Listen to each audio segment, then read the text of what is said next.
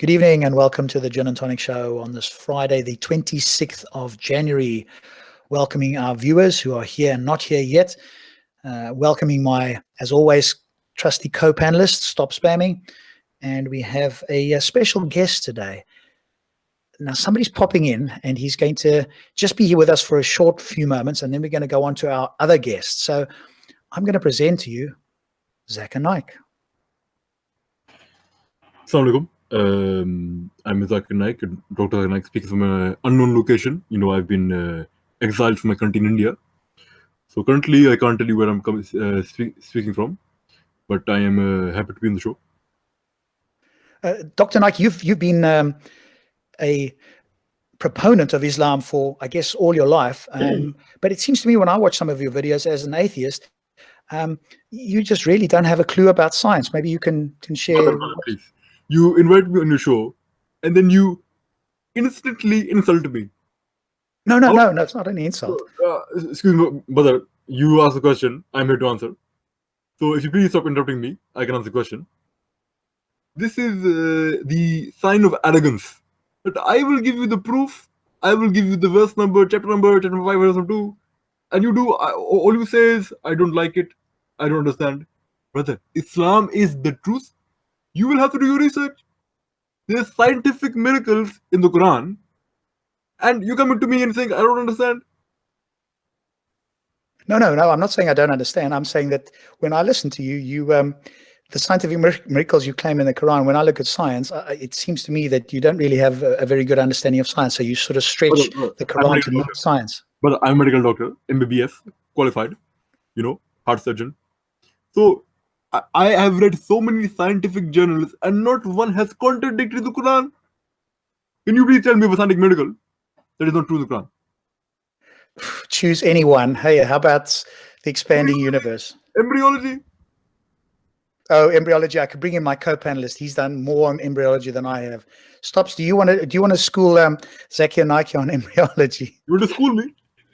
I'm doing embryology at the moment on a different channel. So this is quite interesting. If you look at embryology, do you know what embryology is as a medical doctor? Embryology is the baby in the womb of the mother. And how many layers of darkness do you need? Sorry? Oh, where do you know that? Where do I know what? Sorry.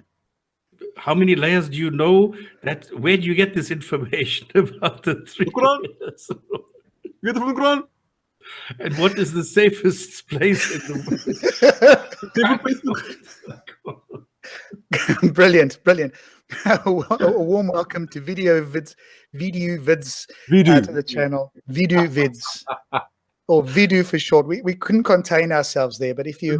I don't know anything about embryology. That's why I stopped. I was like, you go any further, you're going to expose me so nicely. So I thought, you know what? I'm sorry. Oh boy. Anything I can think of. You've got some fans in the chat there. I think you're a legend, and your Zakir Naik impression is legendary. That was brilliant. Thanks, Veedu. That's awesome. So after that wonderful introduction there, maybe you can tell us a little bit about yourself, because there are probably viewers that unfortunately haven't seen your channel. I've posted it into the main chat. If you haven't, do yourself a favor, please, as a viewer or as somebody who's in the chat, go and subscribe to that channel. It's brilliant. Over to you, Veedu. So thank you guys for your interrogation of Zakir Naik. That was brilliant. Really made me think on my feet. I was like, oh shit. But yeah, no. So basically, I am Veedu. I make satirical comedy videos about religion, predominantly Islam, because that's my background. And I started this around 2 years ago. And the reason why I started this is because an interest or sort of I like acting, or I like sort of comedy and that kind of stuff. And at the same time, I've always been very inquisitive and curious about religion from a young age. And I was actually looking for comedy on Islam by Muslims. And I didn't find any that was self-critical, not simply, oh, BMP. I mean, it's very easy to make fun of far-right people or people who are against Islam. But what about making fun of your own people in a more critical manner and being honest? I didn't necessarily find that. They might have been out there.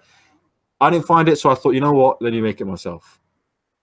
that's basically my reason why I started the YouTube channel. I was in between jobs, so I had some time on my hands. So I thought, let's give it a go. And I'm here 2 years later, still making videos. And I feel like the videos that I make resonate with a lot of people, Muslims and non-Muslims. I don't think it's simply non-Muslims or ex-Muslims watch these videos and say, "Ah, ha, ha." I think I get a lot of messages from Muslims saying, "I'm a Muslim, I'm practicing. I find your videos funny. They're very thoughtful. We support you and keep it up." So that's who I am. That's what I am. And religiously, obviously, I'm from a Muslim background, but I don't believe in Islam. You can call me ex-Muslim. I prefer to say agnostic, because we can discuss why agnostic, why not ex-Muslim, and atheist, and all that kind of stuff later. But I'm just someone who's very much interested in this area, and I'm very much interested in building bridges with different people, whatever your religious background may be. If you're interested in free speech and free thinking, then as far as I'm concerned, we're on the same team. Cool. So I guess you were born Muslim, were you, or were you converted at some point? No, I'm born Muslim, born in a sort of Pakistani background. I was actually born in Pakistan, but I came to the UK when I was 1. So virtually my whole life I've been in the UK. But yeah, my whole family's Muslim. Just like they're not like extreme Muslim or anything like that. They're just normal sort of. I don't know if you you might have met some. Oh, I'm sure you have met a lot of Pakistanis everywhere. But we're sort of the more sort of the religion is the more sort of background music. If that makes sense, it's not so down your throat. But it's more like background a cultural music. Christian, a cultural Muslim. Maybe they take it a little bit more seriously. Yeah, absolutely. Cultural Muslim. Sorry. Would you still class it as like an umbrella term, like a cultural Muslim? They might pray, they might go to mosque, but it's not like all encompassing in their life. They still live a Western life for whatever. Yeah, of course. I mean, my family don't drink alcohol. We always eat halal meat. We don't, eat pork. We don't go to clubs or anything like that. So I would say more of a conservative background, whether that's Christian or Muslim conservative, like family values, that kind of stuff. No boyfriend, girlfriend kind of stuff. But it's not overpowering. It was never overpowering. I never felt I was leaving religion because I had something against my parents, because I had something against my family and the way they brought me up and they forced me to. It was nothing like that. And when I told my parents that I don't believe in Islam anymore, there was no violence, there was no guilt or any sort of verbal or physical abuse or anything like that. I knew they were never going to do that, because that's not who they are. So I'm going to say this word. I was privileged to be in that sort of environment. I'm using that word properly. Unlike some leftists who love to throw that word around, they don't understand what it means. Yeah. So what started you off thinking?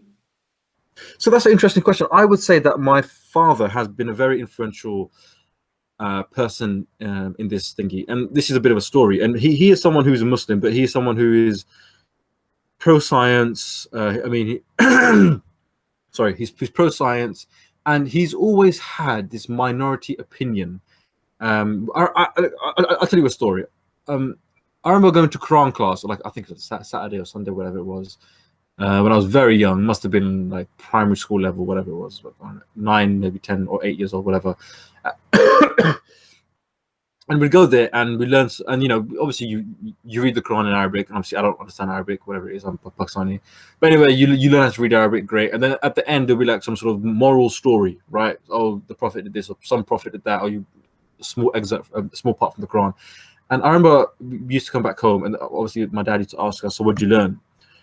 And I said, oh, we learned this story about, there's a story in the Quran, or I can't remember exactly now, but there's a story of, I'm going to completely ruin it now, but there's a story of where a asteroid comes down from the skies or heavens, whatever you want to call it, down to Earth, and it was white before, but then it became black due to and this is the story. I said, due to the sins of humanity, the asteroid becomes black. Now, anyone who knows basic science knows, because it's cooling down or whatever it is, all this whatever.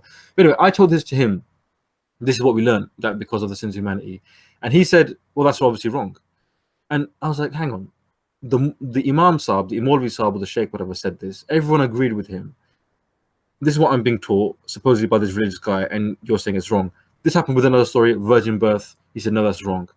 Everything I used to tell him that used to contradict science, he used to say, well, that's obviously wrong. I'm like, well, what are you on about? You keep sending me to this place. They're telling me one story. You then say, no, that's wrong, because it's not scientific. It's not logical. You got to read a bit more into it. It's metaphorical. And that, it just stuck with me. And then I found that so interesting and satisfying intellectually to find the quote unquote true meaning of the Quranic verse and not the literal one, the more metaphorical, symbolic, more deeper meaning of the verse, rather than, oh, you know, the more literal, easy one. And it just stuck. And then, you know, I became like him. When I was growing up, I never used to debate non-Muslims that much. I used to debate Muslims, saying, guys, you're not reading it right. It doesn't mean this, it means that, you know. For example, I don't know, trying to think of example. So for example, when Moses, sorry guys, if I'm going on, you can stop me, by the way. I feel like I've just gone on for ages. You're the guest, you speak as much as you want. That's what we're here for. But you're more than welcome to direct me in any way if you feel like I'm going. No, but with your story, I do want to hear your story, as Stops has asked you as well. Oh yeah. So for example, with Moses, you know, when Moses, obviously when he's older, he confronts the Pharaoh, and he's, you know, them two are having their little beef, and then the Pharaoh brings his one of his magicians or one of his advisors. He's got a staff, and he makes that staff turn into a snake. And then Moses has his own staff, and he turns his staff into a snake, and Moses' snake beats the other guy's snake, right? Yeah. I mean, that's like, well, that's obviously not true. I mean, not literally anyway. And I said, well, what does it mean then? If you're not saying it's true, why is it there, and what does it mean? He goes, this is meant to say that the Pharaoh's right hand man, or his magician, or whatever it was, provided or produced an argument, and Moses came up with the argument that was better, and he's using these snakes as as symbols or metaphors, whatever. And I thought, well, that makes sense, because obviously, and I thought, well, obviously a staff can't turn into a snake, right? And obviously everyone keeps going on about how beautiful the Quran is, how deep it is, how one word can have 50 meanings. Then why would you settle for the meaning that is sort of lowest in its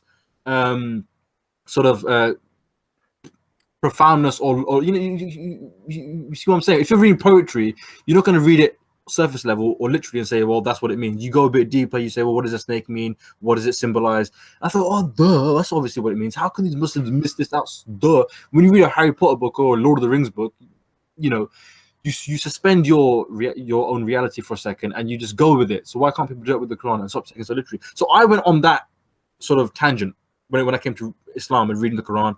Obviously, I was very anti-Hadith. I thought Hadith is full of nonsense.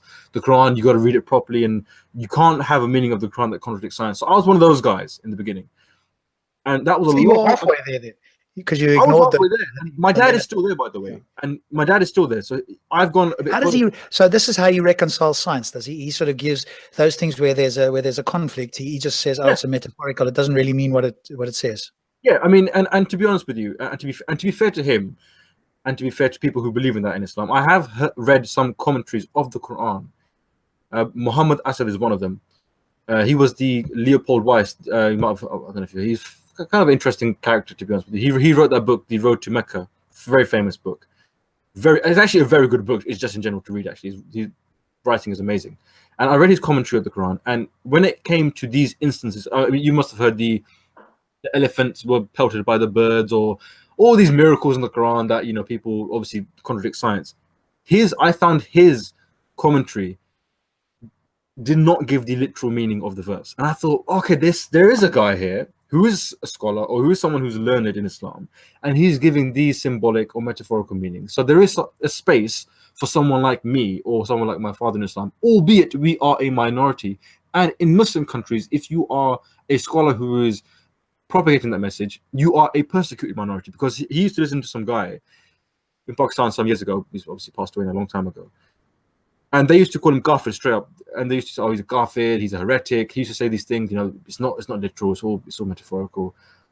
And Fazlur Rahman, who's another Muslim Pakistani guy who used to say this kind of stuff, he actually had to leave the country. He went to America and taught in American universities because he couldn't teach in Pakistan, because obviously they used to call him all sorts of stuff for promoting these kind of values. But I always thought this space for someone like me, that obviously changed later on. But that's my journey, I suppose. But what was the change? I think that's so. Obviously, you got to a point where you thought some of the verses were metaphorical, and that sort of worked for you for a period. And then what happened from there that you went, okay, I can't even accept these as metaphorical. The whole Quran is problematic. How did that part come about? There were obviously, so for example, I basically said the Hadith is all nonsense, or the vast majority of it is all nonsense. So I didn't have to deal with that intellectually, but all the miracles, or most of them anyway, actually, I think nearly all of them, I could interpret metaphorically, except one. And that was the virgin birth. I don't know how you get around that. I have tried so much. Actually, my father did come up with one explanation for that. And I thought, you know what, it does make sense. But I thought, no, it doesn't make sense. Which is, what was that? So you know, I haven't memorized the Quran, much to the or parts of the Quran, much to the dismay of my mother, who's very religious. We used to go Quran. God bless her, man. We used to go Quran school every day after school, you know, and she really thought, you know, just anyway. That's him story. But anyway, so it says in the Quran, and I'm paraphrasing here, that when Mary says, God says to Mary, you will have a son or you'll have a child, whatever it is, and Mary says, how can I have a child when no man has touched me? And God says, you will have a child the way I'm going to mess it up again, but through my methods, or the way I do it, whatever it is. Something like that. I can't remember exactly, and if someone can find the quote, that'd be great. Now he says what that means is by his own method. I mean, God's method, or he's created the universe, and he's created all the laws of the universe. So his method is what the laws of the universe are. So he said, my dad said, Mary is not a virgin. She had a child with another man. At the time she was told this news, she obviously didn't know, and she wasn't with someone, but later on she was with someone, and that's the whole story. But I said to him, listen, even if I were to accept that, are you telling me that all the prophets, the prophets that came after Jesus were one, and all the companions of the prophets and all the scholars who came after, they all missed that point, and you seem to get it? I'm like, even if I were to say, you know what, that's a semi-reasonable explanation, everyone missed it. And if that's the case, then what else have we missed? Or what else have they missed that we still believe to be true, if that makes sense? Yeah. And I thought, as much as I really, really wanted to believe him, and I, on some level, still do because of my father, and I have great respect for him. But I was like, you know what? This is not how the religion works. You know, all these scholars and companions read the book and they say this is what it means, and it's been passed on by generation to generation. It's not even like a 30% people believe in this. It's literally 0.0. Not even that believe that that Mary was not a virgin. And that was one miracle that was stuck in my mind. What was the where you said? Sorry, go on, sorry. Say it again, Stops. What was the cutoff? The actual cutoff where you said, okay, this is unlikely. This is unlikely. And when did you start going? Because I can relate to that very well, where you start thinking. But for me, there was a definite cutoff when I was actually sitting there and saying, no, I need to be brave now. I'm going to now loudly ask the question, what if there is no God? Expecting to be hit by lightning. But there was a cutoff, okay, a definite point in time when I, for the first time, I summoned all my bravery, all my courage, everything, and that was the point when I said I'm free. And this is why I'm wondering if other people have this as well. My cutoff was, I think it was just over 2 years ago. I think just over 2 years ago, or maybe 3 years ago. I can't remember now. But it was when I was in the Middle East. I was in Dubai, I can't remember which one I was in anyway. And I was working there. I was there for a short-term contract, and I was there with other colleagues, all of which were Muslims. And it was one of those things where we used to work sort of late, and we used to go out to shisha bars to just chill, whatever it is, nice weather, just having a chat. We always used to have a debate about something, football, sports, whatever it was, religion, cars, I don't know what it was. And that day just happened to be, I can't remember what it was. And someone said up something about prayer. Now, these guys are all modern Western Muslims, but they're religious as well. And someone said something, I prayed for this, whatever. And I just said, prayer. It's a bit hit and miss, isn't it? Not trying to stir any. I genuinely, I just said, yeah, haha, lol. Like, isn't this sort of a side comment? I wasn't thinking it was going to sting them so much. But anyway, I said, yeah, prayer, it's a bit hit and miss. Actually, that was so I said that, and he goes, "What do you mean by that? It's hit and miss." I said, "Well, some of your prayers come true, some of them don't." Like, what are you trying to say? I'm not trying to say anything. I mean, some of them come true and some of them don't, right? He goes, so what are you trying to say, that God doesn't accept your prayers? I was like, well, okay. Well, I mean, some of the stuff you pray for, do your prayers always come true? No. So some of them don't. Because yeah, but that's because God doesn't want it to come. He's got something better in store for you. I'm like, so if God wants something to happen, he'll make it happen regardless of whether I pray for it. And if he doesn't want it to happen, then he won't make it happen regardless of whether I pray for it or not. So what's the point of me praying? And that just opened up a huge can of worms. We were there for probably an hour. Did that guy actually say that to you? Did he say that to you, or did you say to him? No, I said that to him. Oh, okay. I said to him, "What's the, like? If he's trying to rationalize it, saying, sorry, he said to me, they don't come true because God has got something else better in store." And I said to him, you obviously said it doesn't make a difference in why I pray. In other words, and when I said that to them, there were 3 of them, right? And they one by one took sort of turns in trying to sort of dismantle my argument or have a go at me. And then there's obviously an appeal to authority. But in the Quran it says this, and Muhammad said that, and this person said this, and put then anecdotal experiences. Oh, I'm like, bruv, come on, you can't. And then after a good hour and a half of them, all 3 of them having a go at me, I can kind of say no non-Muslim, however much they argued with me, even came close to making me a non-Muslim. But my fellow Muslims did it, and I've got honestly, they did it. No non-Muslim even came close. Sam Harris's, Richard Dawkins, none of these Christians. The more they said it's something against Islam, I was like, no, Islam is true. They said to me, this was the killer blow. You want that turning point, Stops. They said to me, you know what? You think like Richard Dawkins. You think like an atheist. And for me, that was like a dagger in the heart. Because I was like, what? You're going to compare me? I'm a Muslim, man. I believe in Muhammad. I believe in... You're going to say, I'm Richard Dawkins. You're going to say, I think like Richard Dawkins. How? That was like, if you'd insulted my mum, I would have been less offended. Oh, that's brilliant. And I was like, how on earth? I was thinking, I'm a Muslim. Yes, I'm a minority, but I belong in this religion because I genuinely believed in it. I'm trying to create a space for someone like me in this religion. Yet these guys are not extremists, by the way, who I was talking to. They're normal guys. Yeah. Right? Yeah, of course. No, I know hundreds of those. But can I ask you the opposite question? Okay. What kept you in Islam? What was the most convincing thing for you? What kept me in it was that, firstly, I suppose that was the religion that I was brought up in, so I didn't know anything else. I couldn't get around the idea that there's no God. I mean, get rid of the moral judgment, get rid of heaven and hell, get rid of angels and demons. Just the idea of a creator. You can just say a gender neutral, anything moral neutral creator. I couldn't get my head around that there couldn't be that. Maybe because the way I was brought up, like, the whole, these guys love to do induction. Oh, is anything as well that's not created, but all that nonsense stuff. So that I couldn't get my head around that. And genuinely, I thought that the version of Islam that my father taught me was a very reasonable one. And I still think it's a reasonable one. I don't think it's a real one because I don't think it's real in the world.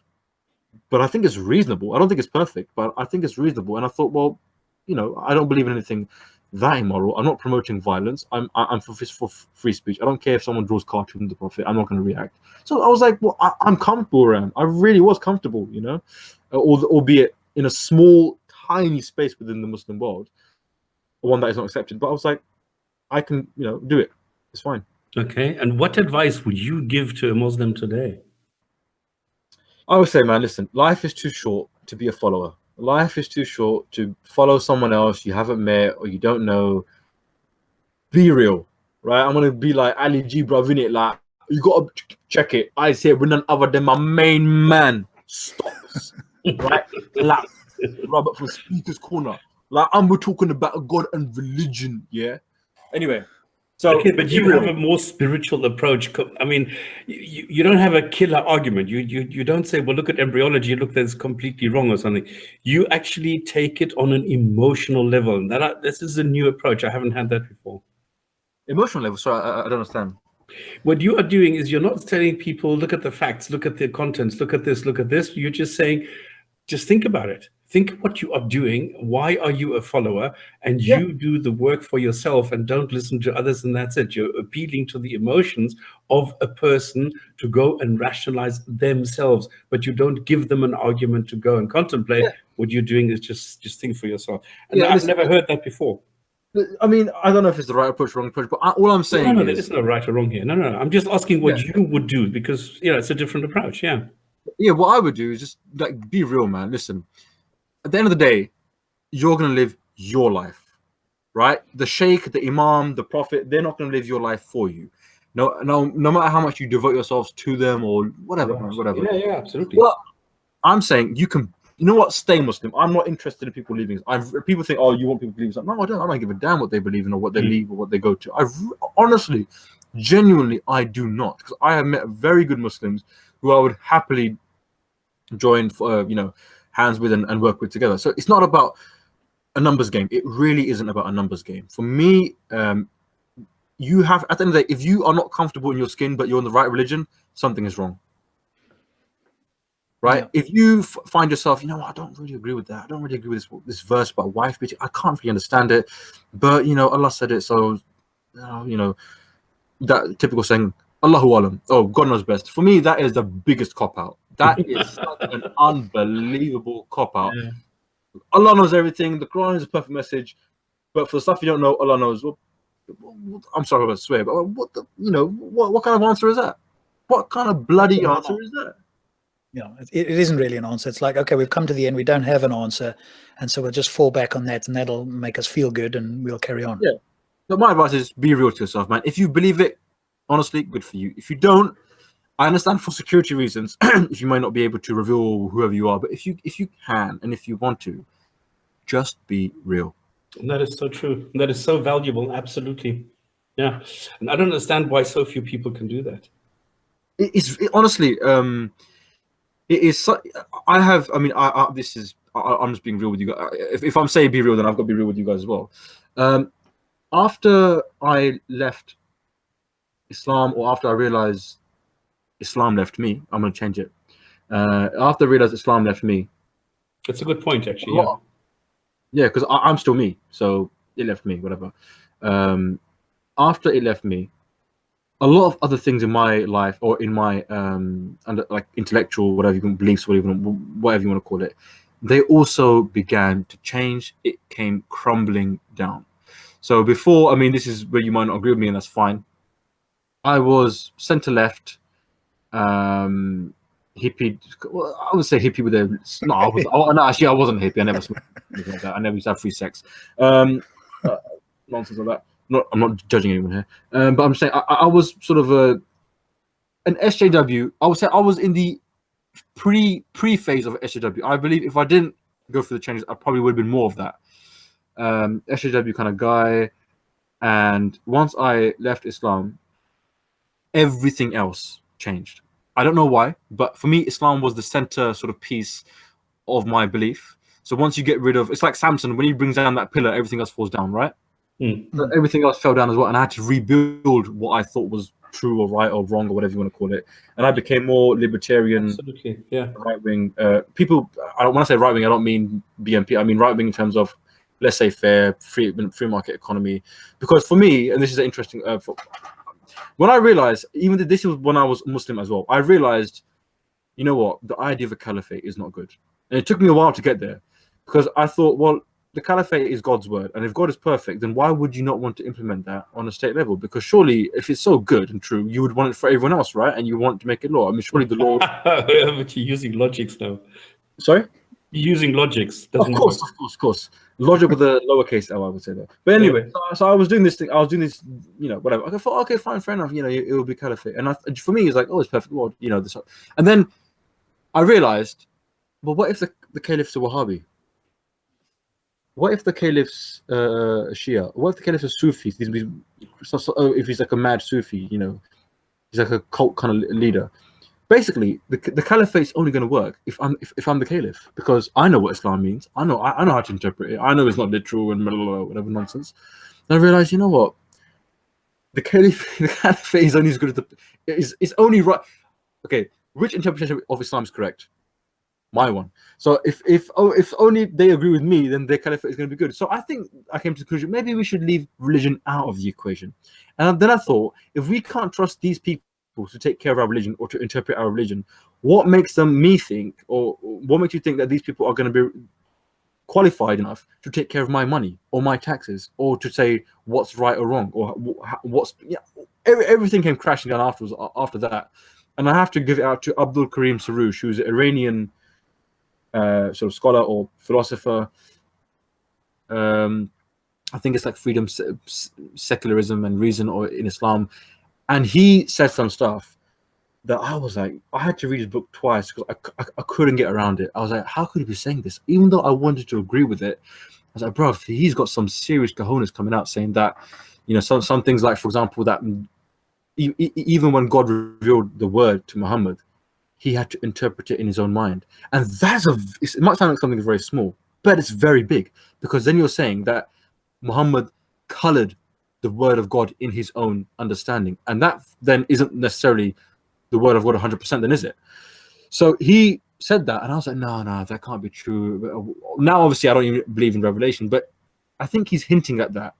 And even if you believe in that version, it gives you a bit more wiggle room when it comes to reading the Quran and understanding about Islam, which I don't think the other mainstream Muslims give you that leeway. But anyway, so once I got rid of Islam, everything else came crashing down, and I had to reevaluate, what the hell do I believe? What do I stand for? And I think a lot of ex-Muslims can or do go through that. It's like, well, once the centerpiece is removed. Yes, we hear that a lot. How did you solve, because I've got a question in the chat at the moment, how did you solve that, because your lack of purpose all of a sudden? That's a very good question. I suppose, and this is again, this is going to sound hairy-fairy, or you know, so some of those guys on YouTube that do motivational videos or whatever it is. I realize, man, I don't know what is going to happen after my life. I don't know what happened before my life. What I do know is, this is my life. If I do actions, the world around me change. If I do good actions, things will get better. If I do bad, they'll get worse.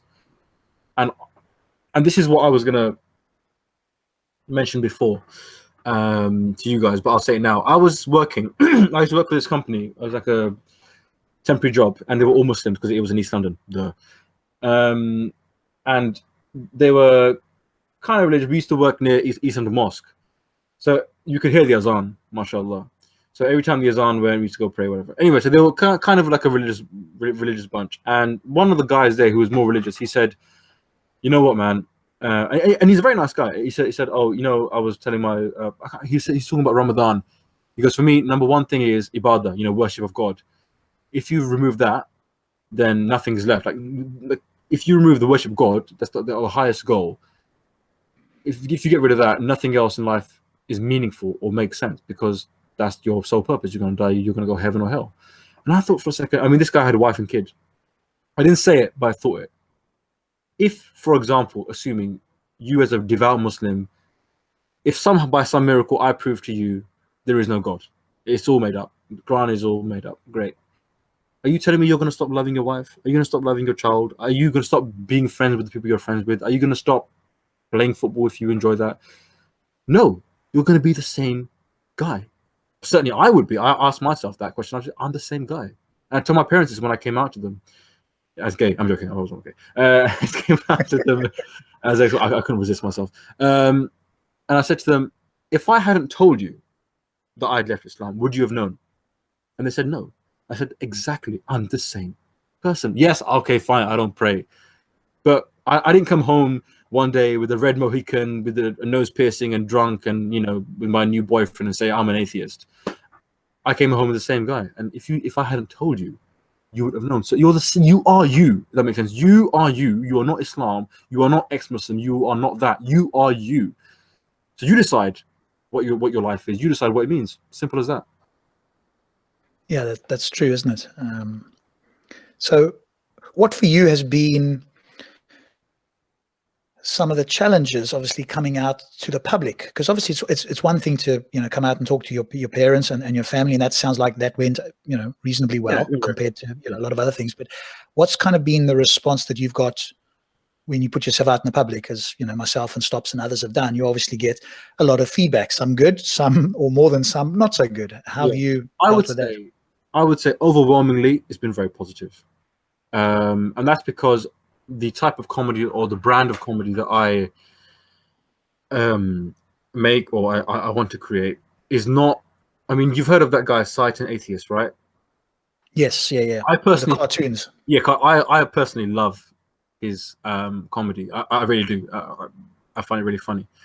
But that kind of comedy, I know when Muslims watch that, they are not going to be thinking, "Oh, he makes a really good point." They'll be thinking, "What is this guy? He's so disrespectful. He's got no." So I was very conscious of that because obviously I was Muslim. I saw this stuff, and I know how much it can sting a Muslim. So I'm not saying I get it right all the time, but my conscious brand of comedy is I want Muslims to watch it and be able to enjoy it, or I want moderate Muslims to watch it and be able to enjoy it. If I can get that right more often than not, I find that people they will support you and they're more forgiving of you. If you just come out with rage and say, "Oh, your Muslims are stupid, Muhammad's this," that's not going to convince. That's not going to convince a lot of people, a lot of Muslims, of your arguments, or that you have a valid voice in the conversation. Yeah, so I think what you're bringing is a different approach, which I think, again, comedy is not something that I'm particularly good at. Stops is probably better, and you've got that approach, and it does bring down barriers, doesn't it? So people can laugh. As you say, it's not that you're not targeting the the ultra orthodox, hardliners. It's the moderates who still consider themselves Muslim, like you and your family did, but they can have a laugh at it as well. There is a sense of humor, and they're not going, "Oh my God, somebody's going to bludgeon me over the head," or "I can't laugh about this," or feel guilty about it. Exactly. No, that's Is awesome. there anything that you would like to talk about instead of just picking your brain all the time? I think these are riveting questions, and I feel like I almost feel bad because I've been speaking for so long. If you guys maybe want to add something, or maybe some observations on, earlier before we were talking about the difference between atheist and agnostic. So I don't know if Stops, you were saying you have something to say about that, or is there a difference, or is it not really a difference? Is it the same thing?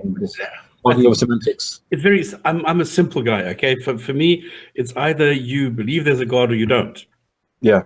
We all, or let's say none of us, actually knows. Nobody has knowledge regarding God. So if you believe that there is a God, you can't be, you can't really say, "I don't believe," or "I don't know there's a God, but I believe it anyway."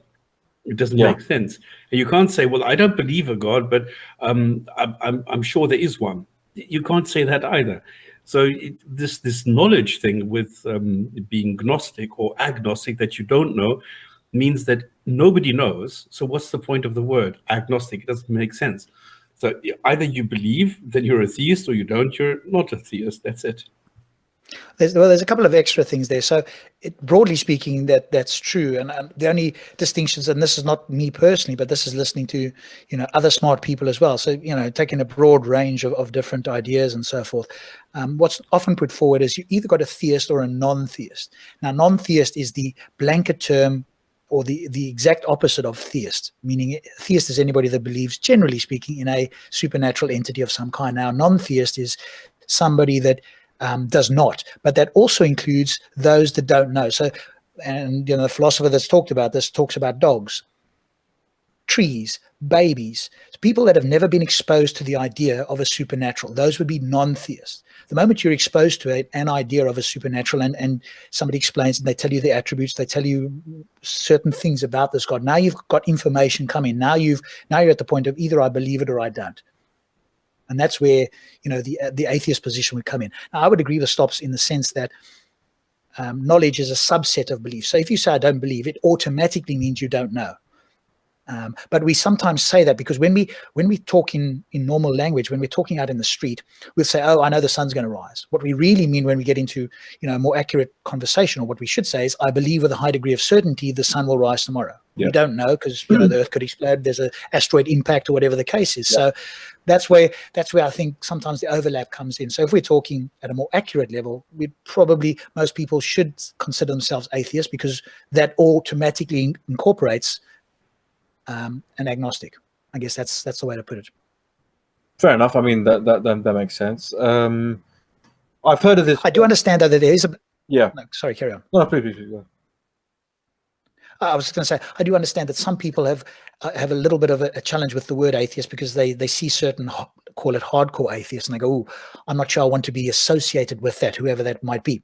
I haven't come. I suppose the more hardcore atheist that I've probably come across is somebody like an Aaron Ra, but he's a very smart guy. Now, he will come and say he knows God does not exist. Now, somebody could make that argument, but the only way they could do it is a philosophical argument where they go, hang on a moment, you've given me these attributes of God. They're mutually contradictory. Therefore, your God does not exist. And I know that because of there's a contradiction in the qualities or the attributes that you've given. So that would be one way. And Aaron Ra is sort of on that end of the scale where he goes, I know God does not exist. He absolutely does not exist 100%. Whereas Dawkins or myself or Stops would be at a 6.9 on the Dawkins scale.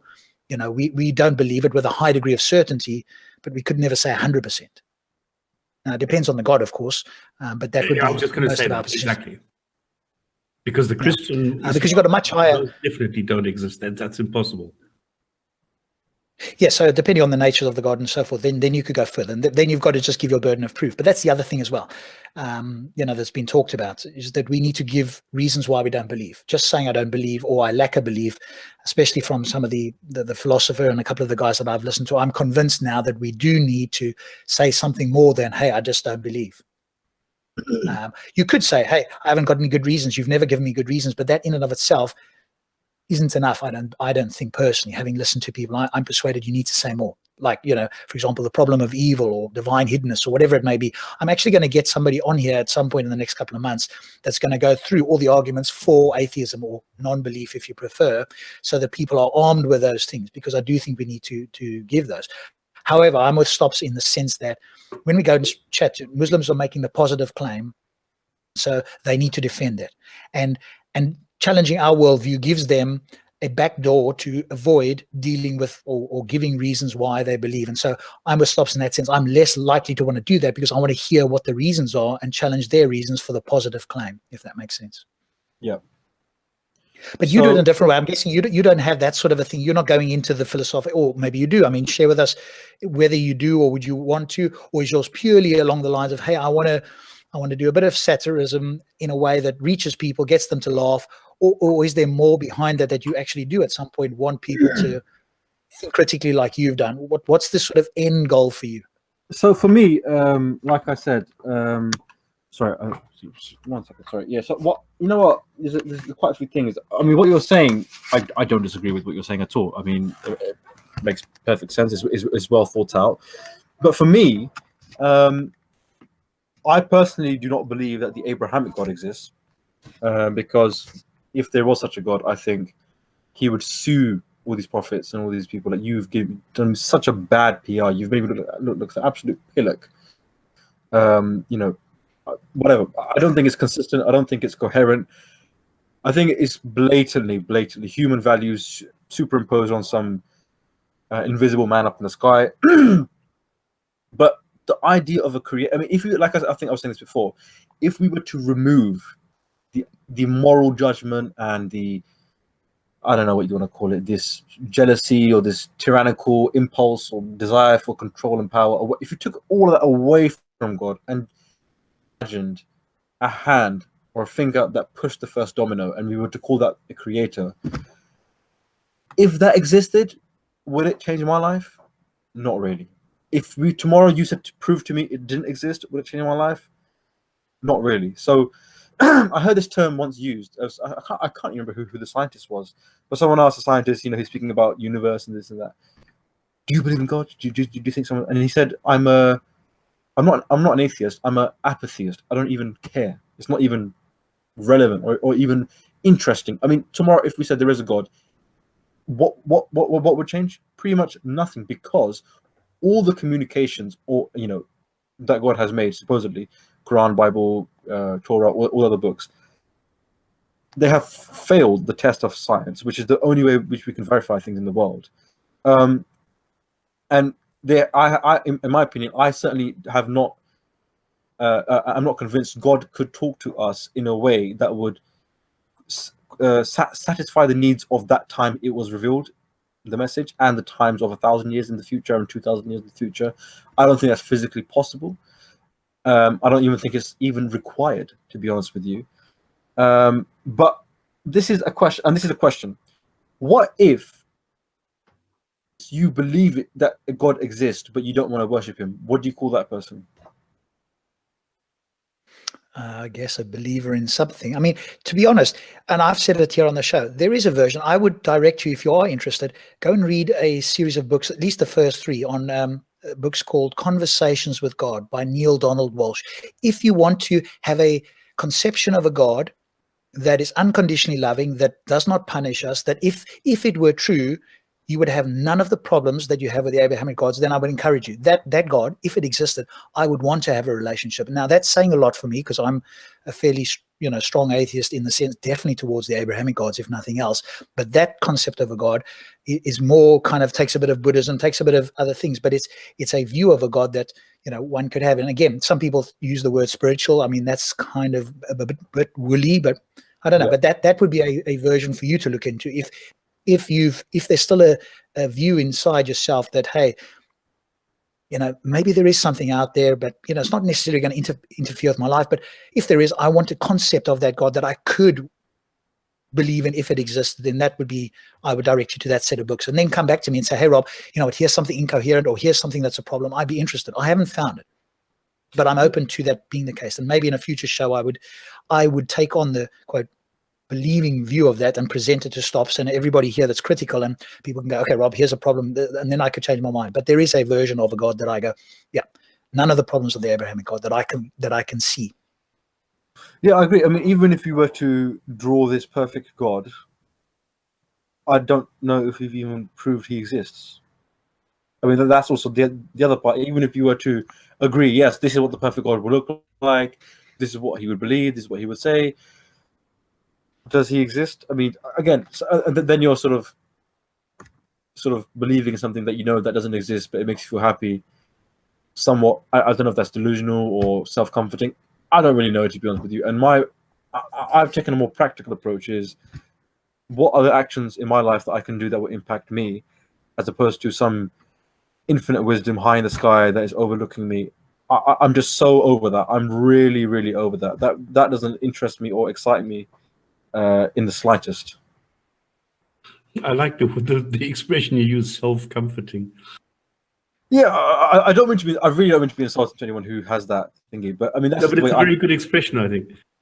It is self-comforting. I mean, it's like he's looking out for me now, and when I pray, he's going to be there listening to me. So okay, fair enough. I agree with you. Even the concept of God that I think could be for those people that need the bridge, because like you say, there's sometimes going from a belief to non-belief. That's a big step. And if there was a deistic type of a God, for want of a better word, that people could embrace while jettisoning the Abrahamic God, or Allah in this particular case, then that could be a step. But you're right, I would never attempt to bring forward an argument to go, hey, here's why I think a God of any sort exists. But it's a bridging that drops all the negativity of the other God. But I think you made a good point that could our purpose, because somebody mentioned in the comments there, could the purpose, and you've articulated it there, to be the best we can to impact in a positive way our family, the community, and to some extent the world at large? Would that be a purpose for our lives in some way, whatever that is for each of us? Oh, absolutely. I mean, this is if you go into your home after a long day at work and there's no food in the fridge, you're not going to think, oh, is there a God or not? You think, where the hell is food? I need to get some food. Oh, I need to okay, now I need to go shopping. That's a practical thing. You're not going to think, oh, is there a God or not? You don't care if there's a God if you've got no food in your stomach. You don't care if there's a God. Personally, I don't. If I've got a really bad relationship with my parents or with my family, or that's irrelevant. All those philosophies, huge, which as interesting as much as I love to discuss it, it's actually a distraction from a lot of these people who talk about God and that kind of stuff, who imams and sheikhs and even these Christians who some of their personal lives are absolutely atrocious. It's all well and good intellectualizing about God, but if your own family life sucks, then to be honest with you, your God doesn't mean anything. His value is zero. It's less than zero, because you're wasting your time talking about something which you can't prove, you can't touch, you can't feel, and he can't touch you or feel you. But you're talking about that, whereas the people who can touch and feel you are impacted by your own actions. You're ignoring them, or you're being negligent. So that's my problem. Like, if he exists, great. Doesn't exist, great. I know I've got to pay the bills. I know I've got to get up in the morning and do my own stuff. I'm going to focus on that. That's just the way I've got around it, to be honest with you. Yeah, that's a very pragmatic approach, and a good one, because it's like you say, if prayers were answered at any better than chance, now you would have a good practical reason to perhaps believe. But because, as you quite rightly said, it's no better than chance. Yeah. Words, it's very likely that it is chance, and you can't and people can't demonstrate that it's not. Well, then let's live with what we can practically do in life. But I can't argue that religion in some sense doesn't have a utility value. If somebody says, and you mentioned it earlier, hey, the only reason that I'm not murdering and raping and robbing and doing things is because I believe in God, let them believe. I want them to have that delusion, because otherwise they're a dangerous person. Now, to what degree would they actually go and do what they say? Who knows? Probably most people wouldn't, the couple that have said it.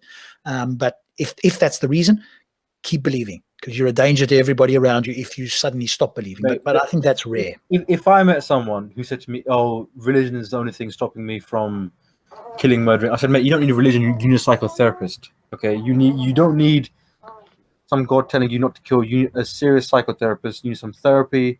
You need to sort out your family life or your whatever it is, because that is then you're hanging on by a thin thread. That if this guy accidentally stumbles across some material online or whatever it is that says actually there's no God, then that's a ticking time bomb. Let's nip the problem in the bud and say, mate, you can be a perfectly good human being without having to believe or disbelieve in anything that is supernatural or not. Those things are not prerequisites, or shouldn't be prerequisites for you not killing and stealing. I have this. I know someone who is a Salafi, and his wife is a Salafi. Pretty hardcore, no music, no intermingling, no nothing, right? And I'm not going to say who I found out by, but I found out that they confronted an ex-Muslim very close to them, and they were this person, ex-Muslim, was saying, you know what? Yeah, I don't believe in Islam, and they were very close friends, and they're like, oh my God, how could you not? All this kind of stuff. Right? They were very close friends with like his wife and this person, and the wife was in shock. So she got the husband to sort of maybe talk to her, be like, listen, Islam is true, blah blah blah. And he even said, like, if you're not ex-Muslim, so if you are ex-Muslim, you can literally go out and cheat on your husband, cheat on your spouse. You can drink, you can do all sorts of stuff. Why aren't you doing it? Because I know I'm a Muslim. If I was in your position, I would be doing those things. I would cheat my wife, and his wife is sitting there. I'm thinking, bruv, like, how insulting is that to your wife to say, if I didn't believe in God, love, if I didn't believe in God, darling, I would cheat on you. Then for me, the question is not God, is do you even love your wife? Are you seriously? For me, it's not about God anymore. If I was there, but bro, do you love your wife? And I said to the wife, how comforting is that for you to hear your own husband say, if I didn't believe in God, I would cheat on you. I wouldn't feel bad about it because God's not going to punish me afterwards. So I think even though in the short term it might stop some people, in the long term, it is making people more immoral. Because imagine being in that kind of relationship where you are not cheating on your wife just because God is watching you. I mean, I don't know if you're going to love your wife. I don't know what kind of relationship you're going to foster. I don't know what kind of relationship you're going to have with your kids. If you're literally just hanging on by the thread that there's a God. If that God was to go, or that thread were to, snap, your whole life, if what you say is true, be a complete shambles if it isn't already. So, but Veedu, do you remember the thing with Hamza Tzortzis when he was caught on Ivy Madison? This right. Flirt and sex thing? Well, the excuse was, well, he's allowed to have a second wife, so why shouldn't he go out and look for one? Allahumma salli ala Muhammad wa alihi wa sallam. Subhanallah, this is a beautiful apologetics. Mashallah, the brother, was that true? Because I felt, because I know some people, they can, their names can get caught up in things. I wasn't sure if it was 100% true or not, so that's why I didn't think one way or the other. That he was on the database. He was. Oh, absolutely. Wow. I challenged him. Wow. What can I say? Said, listen, if you don't come clean, I'm going to make a video about you. And we went to him and we said to him, okay, look, you've got two choices. Either you go and you come clean, or we're going to expose you. What is it? And then he came out. Yeah. His answer was, I'm allowed to have a second wife. No. This was other people making the excuses for him. Oh, other people making excuses for him. Oh my God. Yeah, using the rationale you talked about, which is, hey, let's find a way in Islam to justify this. Okay, that's a great point you just made there, because if religion is the only thing stopping you, then trust me, there are people who will find loopholes within because now they realize, you know what, I have these desires. Maybe I don't love my wife. Maybe I want to do this. I want to drink. I want to do that.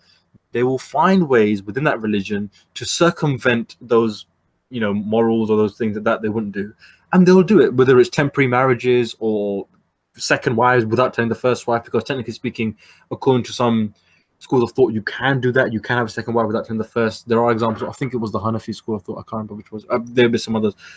So people will find a way. So the best way, in my opinion, is to confront them and say, you do not need this religious infrastructure to not kill someone. You don't need that.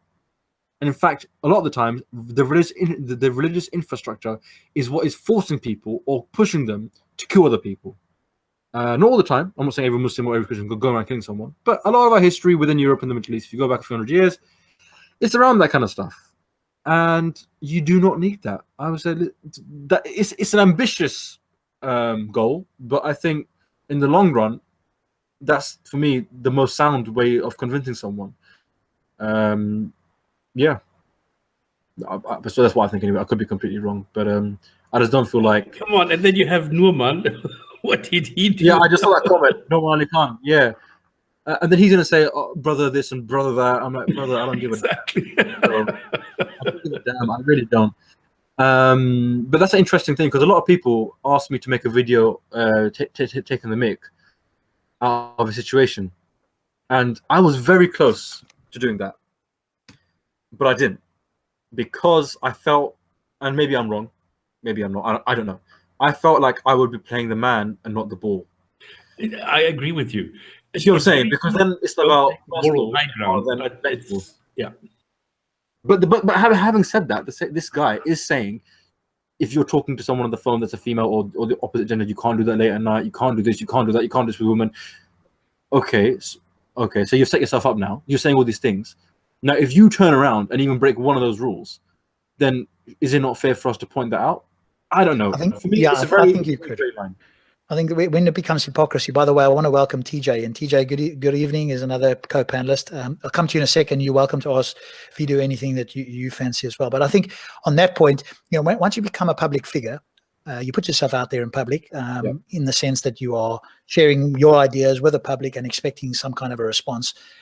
And you are being hypocritical. I think at that point, you've now put yourself into a position where you can be ridiculed, where, you know, unless you're going to apologize and change your ways, you know, you are now a target and a legitimate one, in the sense of, you know, being challenged in satirical videos or any other method, you know, that's non-violent, you know, in the sense of like an intellectual challenge. Yeah.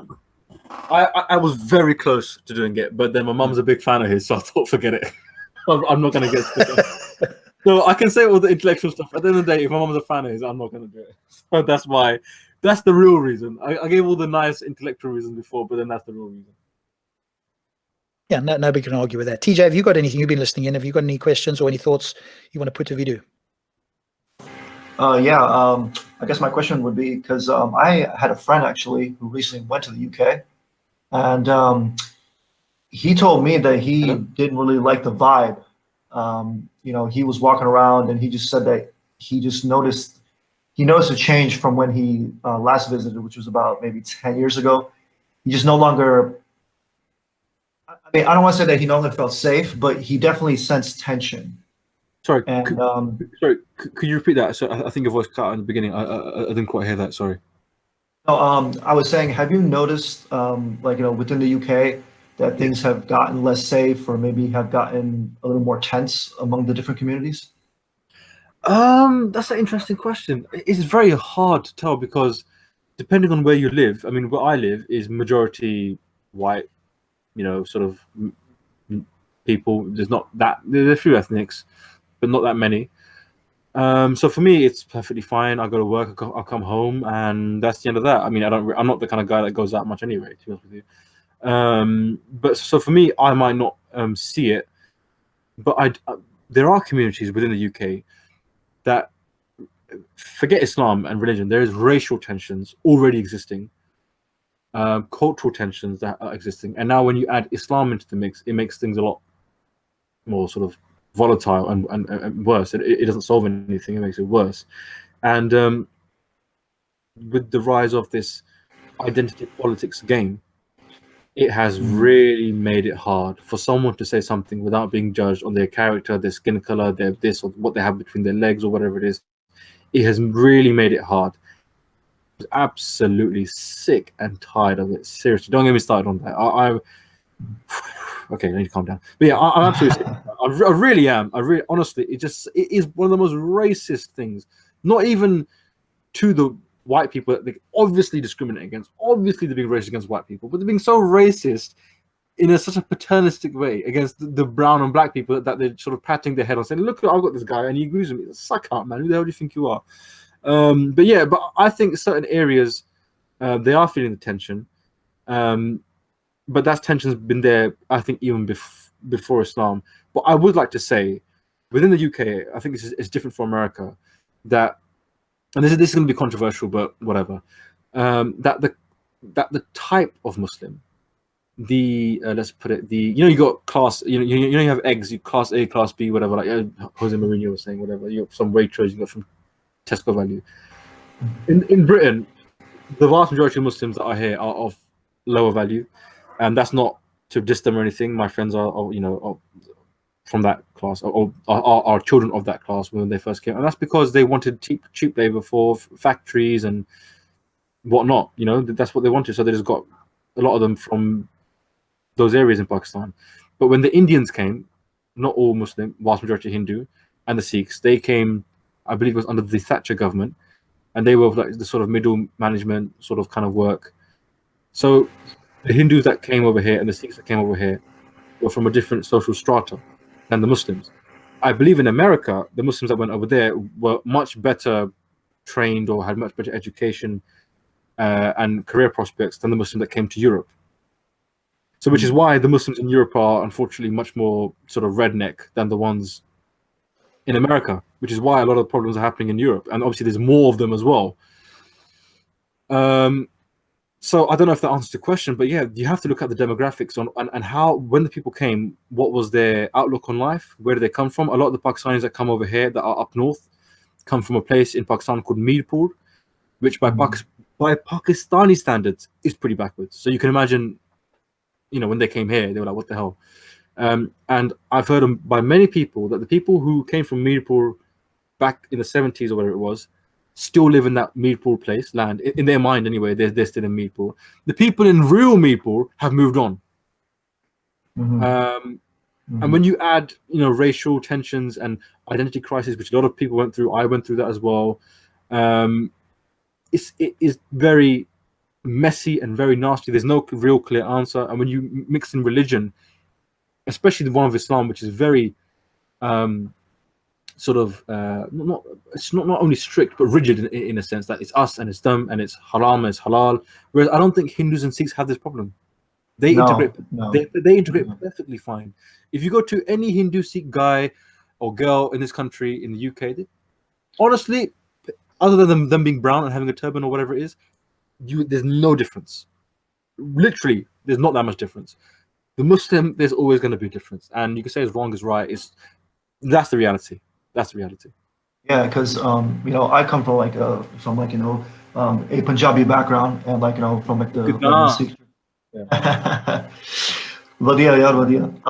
No, I was because it's weird because the Punjabi Sikhs and Hindus and the Punjabi Muslims culturally there are some things which we do have in common, but definitely see the mindset.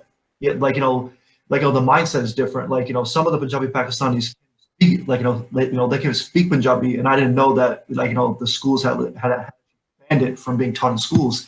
So I found that kind of interesting when you have a bunch of Pakistani Punjabis who can't speak a lick of Punjabi and that they still consider themselves as Punjabi. So for me, that was kind of a disconnect, because for us, our language is pretty much our whole identity.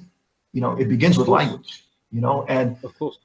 And so when I got to meet some of these people, they're like, yeah, I don't I can understand it, but I don't really speak it. It's kind of like a backward language. And I was like, oh, Interesting. That is such nonsense.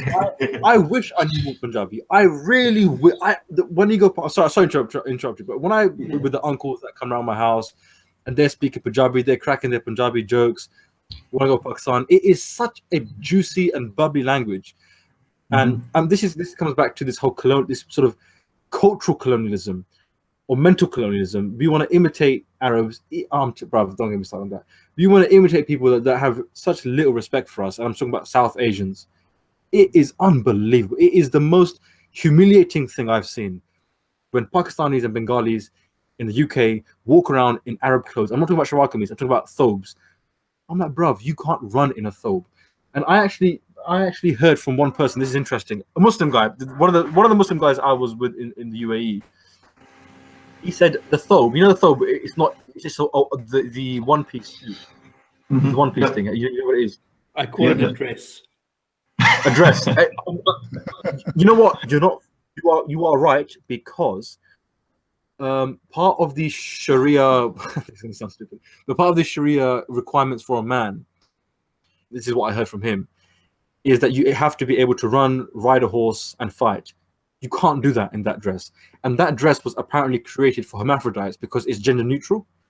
A man can wear it, a woman can wear it. No, you're not going to know who's a man or a woman. So ironically, these bad man rude boys are walking around like, you know, London in it, blood. Like, oh, big man in it. Our man's come from Salah, dressed in hermaphrodites clothes. So you can make of that what you want in it, blood. But I'm not getting it. Don't get it twisted, bro. So whatever. No, I definitely see that, because like you know, they denied their ancestry, and I've seen that from like a lot of Pakistanis who basically, from my point of view, from my vantage point, I'm like, you're basically, you know, Islamized Hindus. Yeah. And you guys think you're, and like they're walking around like, yeah, like, you know, I'm Arab because I have an Arab last name, or like, you know, I'm from Central Asia or Persia. And I'm thinking to myself, if tomorrow, if I convert to Christianity and I change my name to John Smith, I'm not a white dude. No. Exactly. I'm not European. You know, it just boggles my mind. Like, it's like an identity crisis. Because you know what? You're 100% right. You are 100% right. I remember having these same conversations in a sixth form. Like, obviously, they were Pakistani guys, whatever. We were chatting about, oh, yeah, Muslims were sick back in the days. And this guy's Pakistani because, oh, we had the golden period of Islam, the Ottomans, the Arab. I'm like, bro, they're Turkish. They're Arab. You're not Turkish or Arab. Why? Like, why am I going to big up and say, oh, I'm part of that clique when I'm not part of that clique? You see what I'm saying? I'm not going to say, oh, yeah, we were sick back in the days of the Renaissance, the Italians. Bro, you're not Italian. Why are you saying you're part of that same culture? The same is true for a Turk or an Arab. A Turk or an Arab will never claim or take credit for the achievements of the Indians or the Pakistanis or the Mongolians. So why are we doing it for them? I really don't understand that. Well, just because we're Muslim. Okay, well, go in their countries and try and get a bloody citizenship. Let's see how that goes, because you can't. So you can. While we're on ethnic groups, I've got a question from the chat. How do you see the anti-Semitism? That's a very vague question. Is there something specific? I mean, within the. You mean from Muslims? Yeah. You know what? It is so entrenched. I didn't realize how entrenched it was. It is so entrenched that it's not even. Do you know Imran Khan, the Pakistani cricket player and the politician, right? Yeah. He was. I think he was. He was married to Jemima, who was from a Jewish family, and she's Jewish, whatever. And obviously they got divorced a long time ago, whatever. Anyway, but the sort of more. His critics say, oh, he's a Zionist because he was married to a Jew, even though they divorced a long time ago, whatever. He's still a. And this is what they were saying this in Parliament. You're a Yehudi ka bacha, which means you're a son of a Jew. And that's a legitimate criticism, a legitimate insult. Now, can you imagine someone saying in this British Parliament or American Senate, oh, he's the son of a Muslim, and using it as an insult? It would just, Islamophobia, this, that, whatever. But there, it's like, oh, son of a Jew. No big deal. How bad? It's not even a thing. It's not even a thing. Like, you know, if I say the N-word, like, oh, there's punch to that. Yehudi ka bacha is son of a Jew. It's not even like a thing. It's like saying, oh, you're an idiot, bruv. That's how bad it is. It's not good, man. It's not good. So when you say it's not bad, it's as in like that insult isn't even seen as an insult, whereas it No, should it's be. not even seen as something that, you know, like if I said the N-word, like if Boris Johnson said the N-word, you'd be like, he'd resign, he would apologize, his career would be destroyed. If I say that in Pakistan, it's like, okay. Like, I'm not going to come out on Twitter the next day and say, I'm really sorry, or I didn't mean it, I've got nothing against the Jew. No. Like, you see what I'm saying? Even if there are racist people in this country, if someone publicly say something racist, they're going to be called out for it, their career is going to be destroyed, all sorts of stuff is going to happen to them. There'll be real life repercussions. That's not the same in Pakistan and a lot of the Muslim world. So you can complain about all the Islamophobia, and I've got a problem with that word, but even then, Islamophobia, racism in this country, but if you're caught out saying something racist or saying something genuinely hateful against a particular people, you get called out for it, and more often than not, your career takes a hit. Whereas I don't know if that's true in the Muslim countries. No, probably not. You're right. Yeah, because I know, because I remember I saw a picture. It was like on the Pakistani passport, it says that this passport is recognized in every other country except for Israel. And I was like, oh, interesting. And you have to declare, if you apply for a visa or if you take your citizenship test or something like that, you have to declare, Ahmadis as like, non-Muslim. Oh yeah. You know, this is another thing that really annoys me. So can I say a funny story that I was in Pakistan just recently, just before Christmas, this last year, whatever. And I was with my cousin, I didn't realize it before, but he is somewhat of a free thinker. I think he's still Muslim, but I think he's secretly skeptic or agnostic about many things. But anyway, so he showed me this guy that is a journalist in Pakistan. His name is Hassan Nisar. He's a pretty famous guy. I would definitely advise you to check him out. I'm not sure if his talks or whatever is translated to English, but if you can find them, they're great. He basically takes these mullahs to task, and he absolutely obliterates them. But anyway, so there was one guy who was Hassan Nisar, this guy. He was on a show. He got a question from a caller, or someone wrote in and said, I had some eye infection or whatever it was. Obviously, the guy's Pakistani Muslim. He went to Australia to get an operation on his eye because they couldn't do it in Pakistan. Anyway, the eye operation went well.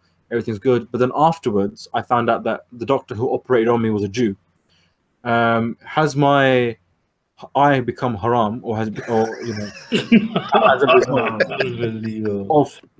what should I do? And obviously the guy Hasi's like, I tell him that your eye has become Jewish.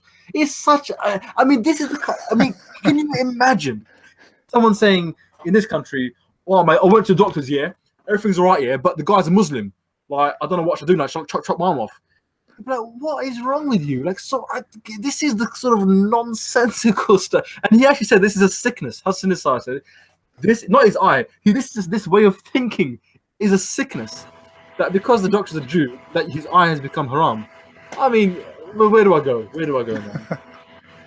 But a lot of people say, hey, it's okay if people have a religion, there's no harm done. And then you hear stories like this, and that's obviously a very mild version, and it gets... I mean, it's funny, but it's not funny at the same time. No, it's not. And it affects, the brain. And so it's almost like, a non-intellectual virus that's there, and it affects some people more than others. So, that's part of the reason why I challenge it, because it does have real world effects. And that one's kind of a funny story, but it's absolutely serious at the same time. 100%. You know what? It never registered with me before. I have never seen an openly Jewish person. I mean, in the Middle East, I never realized that. But now that you mention it, absolutely, I haven't seen that at all. Not once. I've seen all sorts of things, but never Jewish. Well, they are. No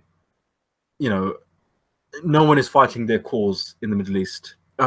In Muslim countries anyway, as far as I've seen it. I mean, their numbers are dwindling. They're moving to Israel or Europe or whatever it is.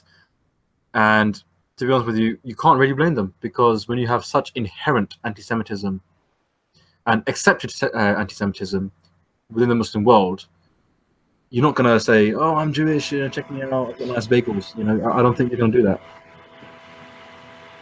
And like it's being spread from one generation to the next, and that's that's the thing that gets me, is that sort of mindset. I mean, it's been with us. I mean, I doubt it's ever going to go away, like, completely, just like with all other forms of racism, but see how it actually pollutes the mind.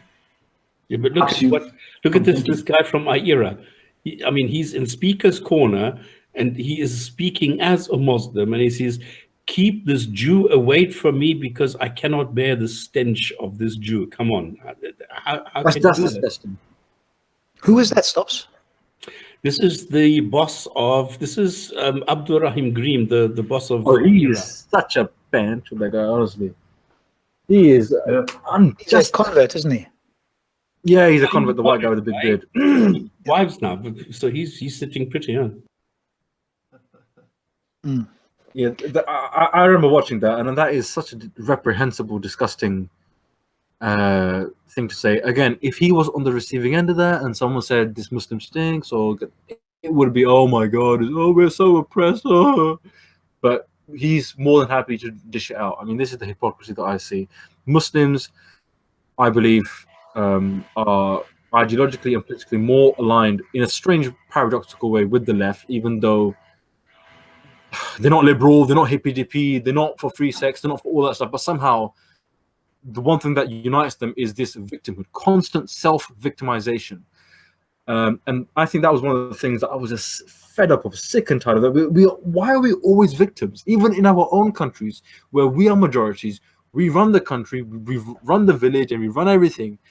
You know what? You can complain about Israel, you can complain about America, but when if you're a man and you beat your wife at home, you are the oppressor.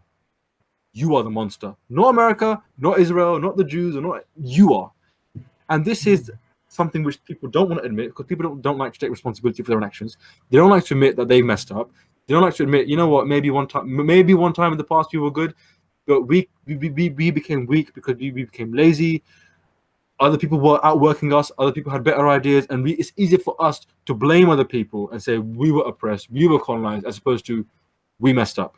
Yeah, isn't it pathetic how people go and look somewhere in history? Where did somebody come and invade our country? Then we can go and use it against them. Yeah, because sometime in history somebody must have invaded it. Yeah, exactly. I mean, before you were invaded, right?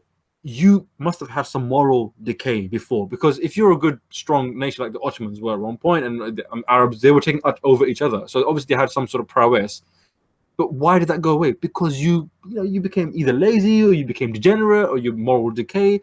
Something went wrong somewhere. But how can you go and demand that Spain be given back to you? Don't people remember that it is them that invaded Spain? Because Spain never invaded the Arabic Peninsula, as far as I'm aware. Exactly. I mean, this is this is sort of brings me on to the alt-right identity politics. I don't know if you guys want to talk about that. If you don't want to talk about it, that's fine. We don't have to talk about it. I don't know if this we'll stick clear of it a little bit. I'm probably in your court, Veedu. From what you're saying, we'll probably steer clear of it, because really we want to critique Islam. That's the main focus of the channel. We could have a chat. We could have a chat about that in a private hangout, because I think we're pretty closely aligned. And we've chatted once or twice a little bit about it on the show. But I want to sort of stick with critiquing Islam. The reason why I would only bring that up is because the identity politics has been played with black people and ethnic minorities, it's been played with white people, and it's been played by Muslims. And the common denominator with all these things are, if you can claim credit for something you didn't do. So let's say, for example, I'm a white guy, I might live in I'm just being really extreme here, I might live in some dingy house, I haven't got great career prospects, whatever it is, but I'm white and Einstein was white, so what are you going to say about that, bruv? Like, that's my claim to racial whatever it is. If you can claim credit for something you didn't do, you can also claim credit or claim the oppression of something you didn't go through. And that's what's happening. The Muslims, we were slaves once by these white people, so they're to blame. Or the Muslims say, we were colonized by the British, or we were X by this. But guys, you weren't, you physically are not. Yeah. This is what I'm saying. Take responsibility for your actions. Let's say, for example, yes, your ancestors were. Okay. Are you in chains? No. So why do you have this massive chip on your shoulder? And everything you interpret through the world is through that lens or through that filter of this oppression. And I would say that, you know, the mainstream Islam has certainly adopted that way of thinking because they are in a weak position. So when you're in a weak position, the easy thing to do is to play the victim, as opposed to, you know what, we're in a weak position, we messed up, let's sort ourselves out, let's clean our you know, sort out our own affairs, as opposed to finger pointing and what sort of stuff. Muslim world was in decay before Israel was created, before America was created. We don't want to talk about that because it's much easier to say America, Britain, Israel, job done. Palestine, oh, Palestine.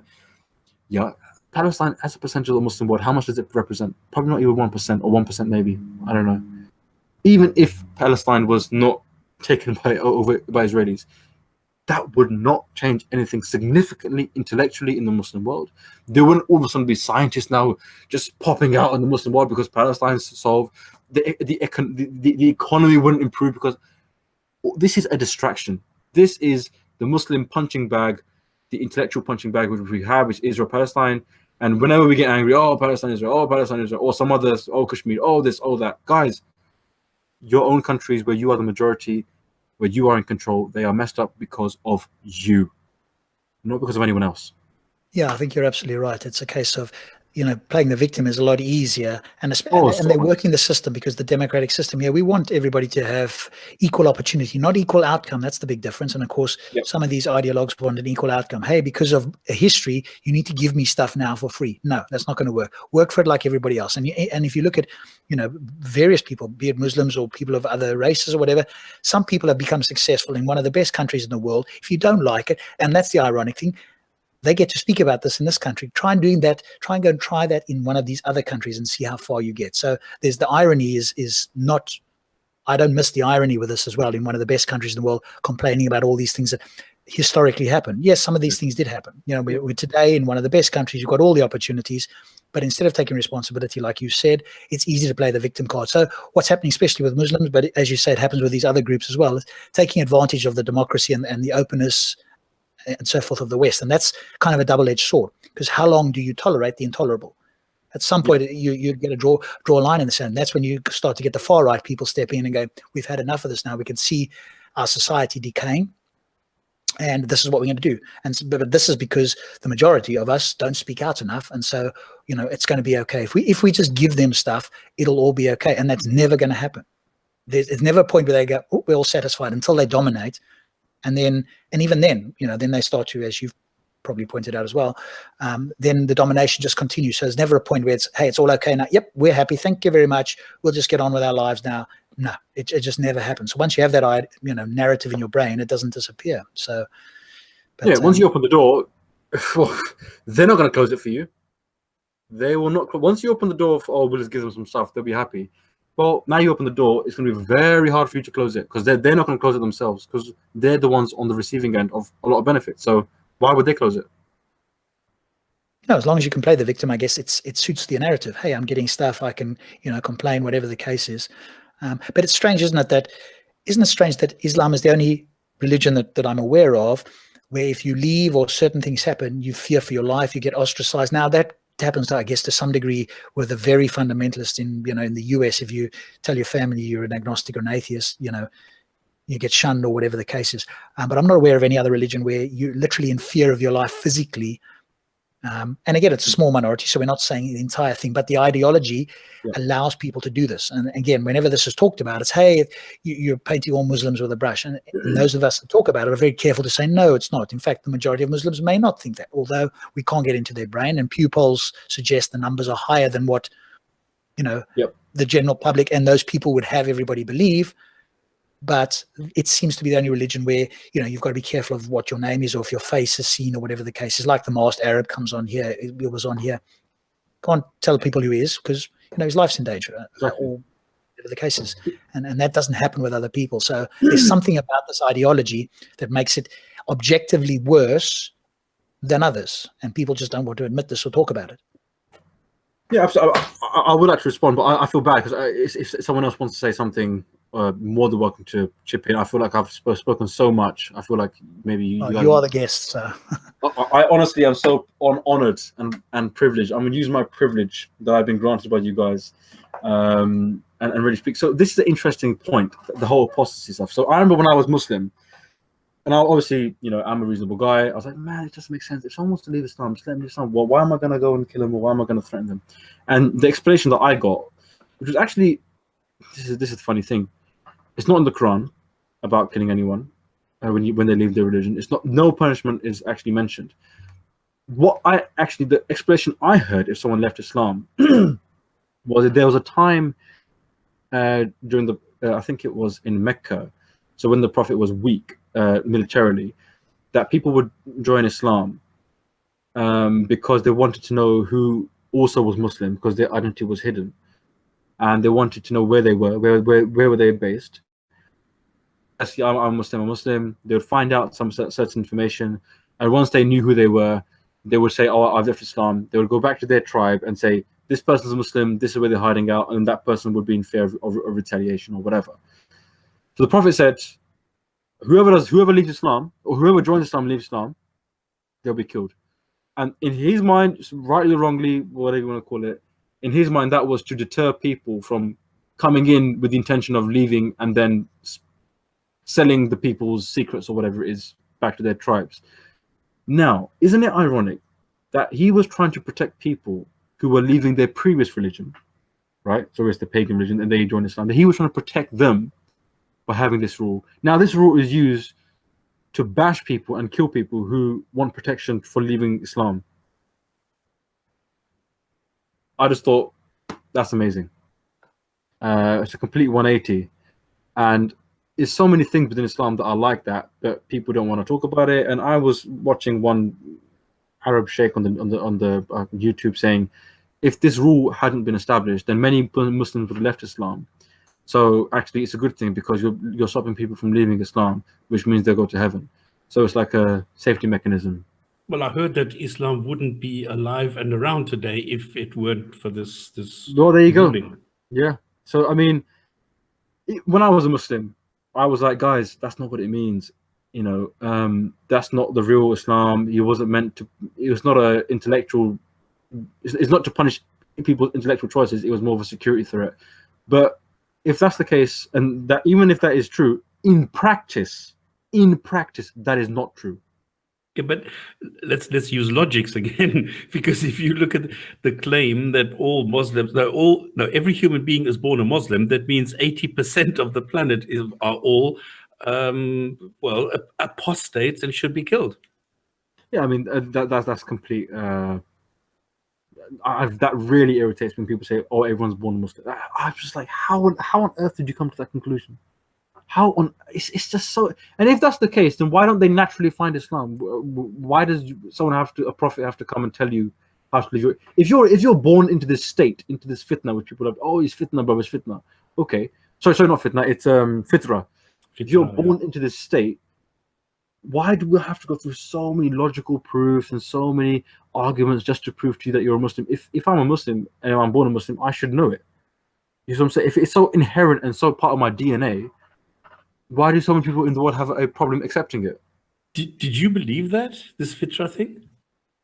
I didn't believe it, but I didn't disbelieve it. It was just, for me, it was like, again, I took the more metaphorical meaning, as in we all, what's what I'm trying to look for, adhere to the laws of the universe. So if God made the laws of the universe, we're all Muslim because I can't break the law of the universe.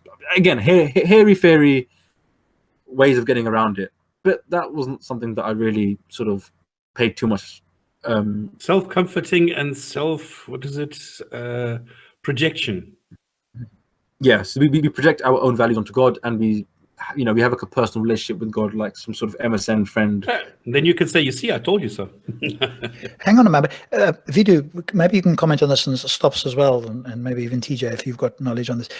There seems to be, in my mind, a contradiction, and I'm open to this as a question rather than, hey, this is a contradiction, between saying that everybody's a Muslim from all time, but at the same time saying that there are certain requirements for being a Muslim. So people who are not Muslim, so prior to Muhammad coming along, for to be a Muslim, the claim that I've heard, especially at Speaker's Corner and elsewhere, is, hey, all you need to do is believe in God. But that's clearly not true, because Christians believe in God, Jews believe in God, other people believe in God.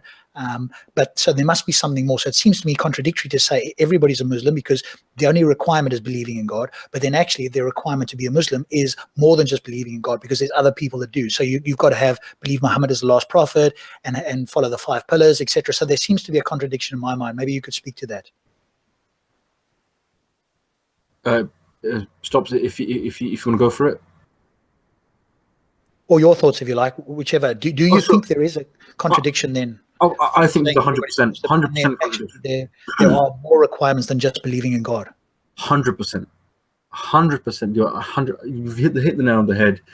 For me, this is more like a marketing sort of scheme or salesman. Oh, listen, you're already there. You just got to say it. It's like you already want to buy this shoe. And can you imagine yourself? You're in the shoe. You know you want to buy the shoe, so just buy it. I mean, you're already Muslim, so all you got to do is say La ilaha illallah Muhammad Rasulullah, and then that's it. You're Muslim. It's such a silly marketing sort of gimmick or whatever you want to call it. There's no credibility to it. It was true. Okay, so I can be a Muslim before there was a Muhammad. I can be a Muslim before there was Jesus. I can be a Muslim. I might not even known what Islam was. I don't even know what a Muslim is, and I'm still a Muslim. I was born a Muslim. Complete nonsense. As far as I'm concerned, there is no proof, no even if that's the case, why do I have to say Shahada? Well, maybe Stops can speak to this, because maybe you've had some responses on the Stops if you've ever asked the question. But I guess my intuitive thought would be the reason they might come back and say, "Oh, you've got to do the Shahada," is now so that you can know it for yourself. You kind of knew it in the background, but it was subconscious. Now you're consciously making the commitment, whereas before you were always a Muslim, but you just didn't know it consciously. So the Shahada is just a conscious commitment. So they could quite plausibly, or potentially, I don't say plausibly, potentially get around that. But where they can't get around it, for me, seemingly, is people that were prior to Muhammad. How do you get around that? Because they can't say there was no Shahada at that stage. So how do you claim them to be Muslims, but at the same time say that there are certain additional requirements that they couldn't have known, didn't do, and still claim them to be Muslims? Stops, maybe you can also. Yeah, this is handled in the Hadith, where it says that if you are below a certain age, you cannot be held responsible for what you're saying. So what is happening is that you are a Muslim by definition, but the question what a Muslim is only appears later in life. In the beginning, any person who is born as a pure human being, peaceful and innocent, is already a Muslim. This is the definition. And only then later on does it change with puberty. The same thing as with girls, they become pure, and the same thing as with boys, that they then go and glide into this thing where they go to the masjid for the father and they are introduced to the imam and things like that. Then you are considered to be a grown-up Muslim. Before you're just a child. Okay, but there's a problem seemingly with that, Stops, just as I hear it. And again, you could probably address it because people would have responded. But because there seems then it should be that every single Muslim needs to get to a certain age and take their Shahada. Otherwise, how do you differentiate between those who take it and those who don't? No, you don't take a Shahada as a Muslim. No, I know you don't, but what I'm saying is you should then, given that explanation, because if that, so you automatically do it. You automatically say the Shahada several times. I mean, if you go and pray, then this is part of the routine. Right. Okay, so you're already doing it, even though you may not know that it's called that. You're doing a version of that. It's not exactly the same as somebody who consciously says it at Speaker's Corner, for example. Correct. Oh, okay. Right. Because if you say it later, then if you are a revert, what they call it, then this is the covenant that you are then that you are entering into between this God and you. But you were already a Muslim, so presumably, as I've said, then all you're doing is consciously entering into it, whereas you had some conscious belief, and now you're just making it overt. Yes, you're reaffirming it. Yeah. Okay. That still certainly doesn't seem to me, and again, I don't know if you've got an answer, that's on the Shahada part. But then, okay, so what about, so it's fine with the age thing, but how does that address people like Moses and the previous prophets and so on? What is the answer there? Is there an answer for, people prior to Muhammad who were older, who didn't have that and couldn't have done that? I think, as far as I'm aware, they had their own I suppose, version of a Shahada. It wasn't obviously there is no God, but and Muhammad is Messenger, because obviously Muhammad wasn't there. But it was probably their own version or something similar. I'm guessing that's probably how they get around it. But yeah, but this whole idea that everyone is born a Muslim, it is just pure. I mean, it's just pure nonsense. I'm sorry, I'm trying to be as intellectual and as smart as possible, but it's just pure nonsense. I don't know what proof they have. I don't know what reason they have. It's been debunked by Stops, by Essence of Thought. I've taken part of that from these guys and others. I mean, it's been not just debunked, it's been refuted. It's not the case of like, hey, there's still a chance. The good thing about this is that it's a falsifiable claim. That's the good thing about this. They're all born Muslim. Yeah, but this is a falsifiable claim, and so yeah. And all we need is what would it take to falsify this claim? And that is a group of people that have no belief in a God and never have in the history. Boom, we've got that. The claim is done. So wherever there's a falsifiable claim, we can step in and see whether it can be falsified. Now, of course, some of the other claims can't be falsified, or they can find ways around it. They can't find ways around it. So as far as I'm concerned, the Fitra is, rest in peace, RIP on that one. It's a done deal. But even if it were the case, even the apologists that are trying to argue that, the best they can do is say there's a belief in God. What they don't, I've never heard them say it's a belief in Allah. It's just a belief in a God. Now they've still got to argue that it's a belief in Allah. So that part, they don't even attempt to do. All they're trying to do is, show that there's a God, like, the cosmological argument. Then they've still got all their work ahead to show that it's Allah. Yeah, you're right. That's actually a very good point, because let's say, for example, you do believe in a God, but you think that God can be represented in idols. Okay. That completely shatters your Abrahamic sort of God that can't be represented in any form whatsoever. Well, because, I mean, so many religions do believe in God, but they don't believe in Abrahamic God. They draw their God, they paint their God, they sculpt their God, or wherever it is. Now, if that's an innate belief, then why are they manifesting that in such a heretic, blasphemous way? None of it makes sense. I mean, it's one thing to say I believe in a creator. It's a completely different question to say that this creator, his name is Allah and he has these attributes. I don't think you naturally come to that conclusion. There's nothing natural about that. No, that has to be argued for, no doubt about it, because even with the Fitra claim, they don't claim it's Allah. They, in the back of their mind, they've got it as Allah, but they don't claim it. They just say it's a God.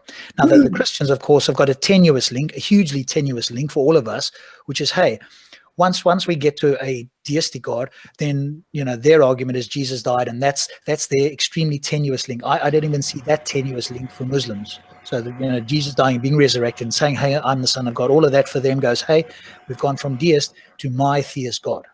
That's their link. Extremely tenuous, obviously, but I don't even see that with the Muslims. What is their link there? Now they've got to try and go to the Quran, and I can't even see yet how they can make that link.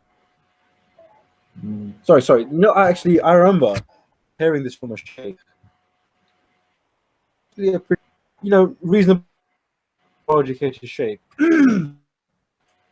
saying that before we were born, God got all the souls of human beings. Who is your creator? And all the souls replied, "You are our creator." And he asked again, "Who's your creator?" And then he said, "This is a proof that everyone is born a Muslim and you accept Allah. And it's your fitra." But I'm like, bro, who the hell remembers that? If it's so again, why is it coincidentally no one remembers God asking us before we were born, who's your creator? This is what is this your proof that this is the link between believing there's a creator and believing Allah is the creator, that before we were born we were asked this question by God and we all accepted that he was a creator? Go figure. Yeah, I mean, you could make up any sentence, Exactly. that we need to verify it. And at least, and I'm saying at least, still with huge quotation marks, at least the Christians claim is that, hey, this Jesus died, etc. And, there's the scientific historians seem to suggest that, the majority of historians think that a person by the name of Jesus kind of existed. I'm okay with all of that. Obviously, what I'm not okay with is the supernatural claims. At least we've got something in the ballpark there. But with the Muslims, it's like, okay, I'm just going to make something up that Muhammad said this. Allah said this to all the souls. Well, how do we know? Nobody was there. So you're just making up a story now to fill the gap here, to answer the question. I mean, if this is not I agree. filling in stuff, I don't know what is. I 100% agree on that.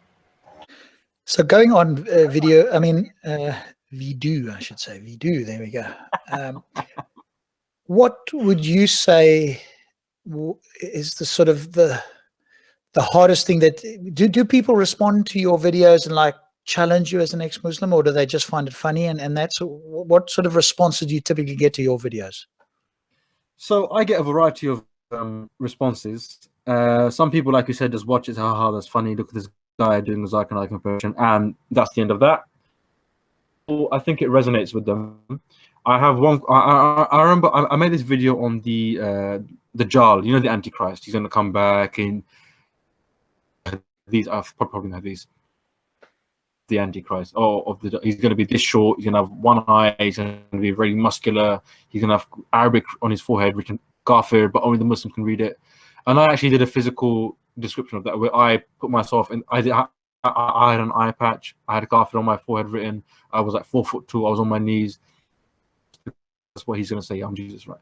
And we'll be like, oh yeah, obviously you're Jesus. Anyway, saying when you make it real for me, in a sense, when you show it to me, I realize how stupid it is. My job, as much as I make fun of certain things in Islam, I don't want to misconstrue it, because the argument they're going to say is, well, that's not what Islam is. I'm trying to make Islam what it isn't. I'm trying to make Islam what it is and say, is this what you really believe? Are you seriously telling me this is what's going to happen? And then a lot of the time, people get in defensive and say, "Oh, but you know, oh, you're like just hurl insults." But a lot of the time, people say, "I used to believe this stuff, but now I don't." I had one guy, a Hindu, message me on Facebook and say, "I was really into this Muslim girl. She's really cool. I was thinking of converting, but I watched your videos, and now I'm definitely not going to become Muslim." Oh my word. I don't know what video he watched or how fit this girl. I don't know anything about that. But apparently, this guy who was considering becoming Muslim, which I'm not going to say is a bad thing. I'm not going to say it's a good thing. Whatever, it's his choice. Be real. If it makes you happy, great. But whatever it was in my videos, it made him realize maybe this isn't the right thing to do.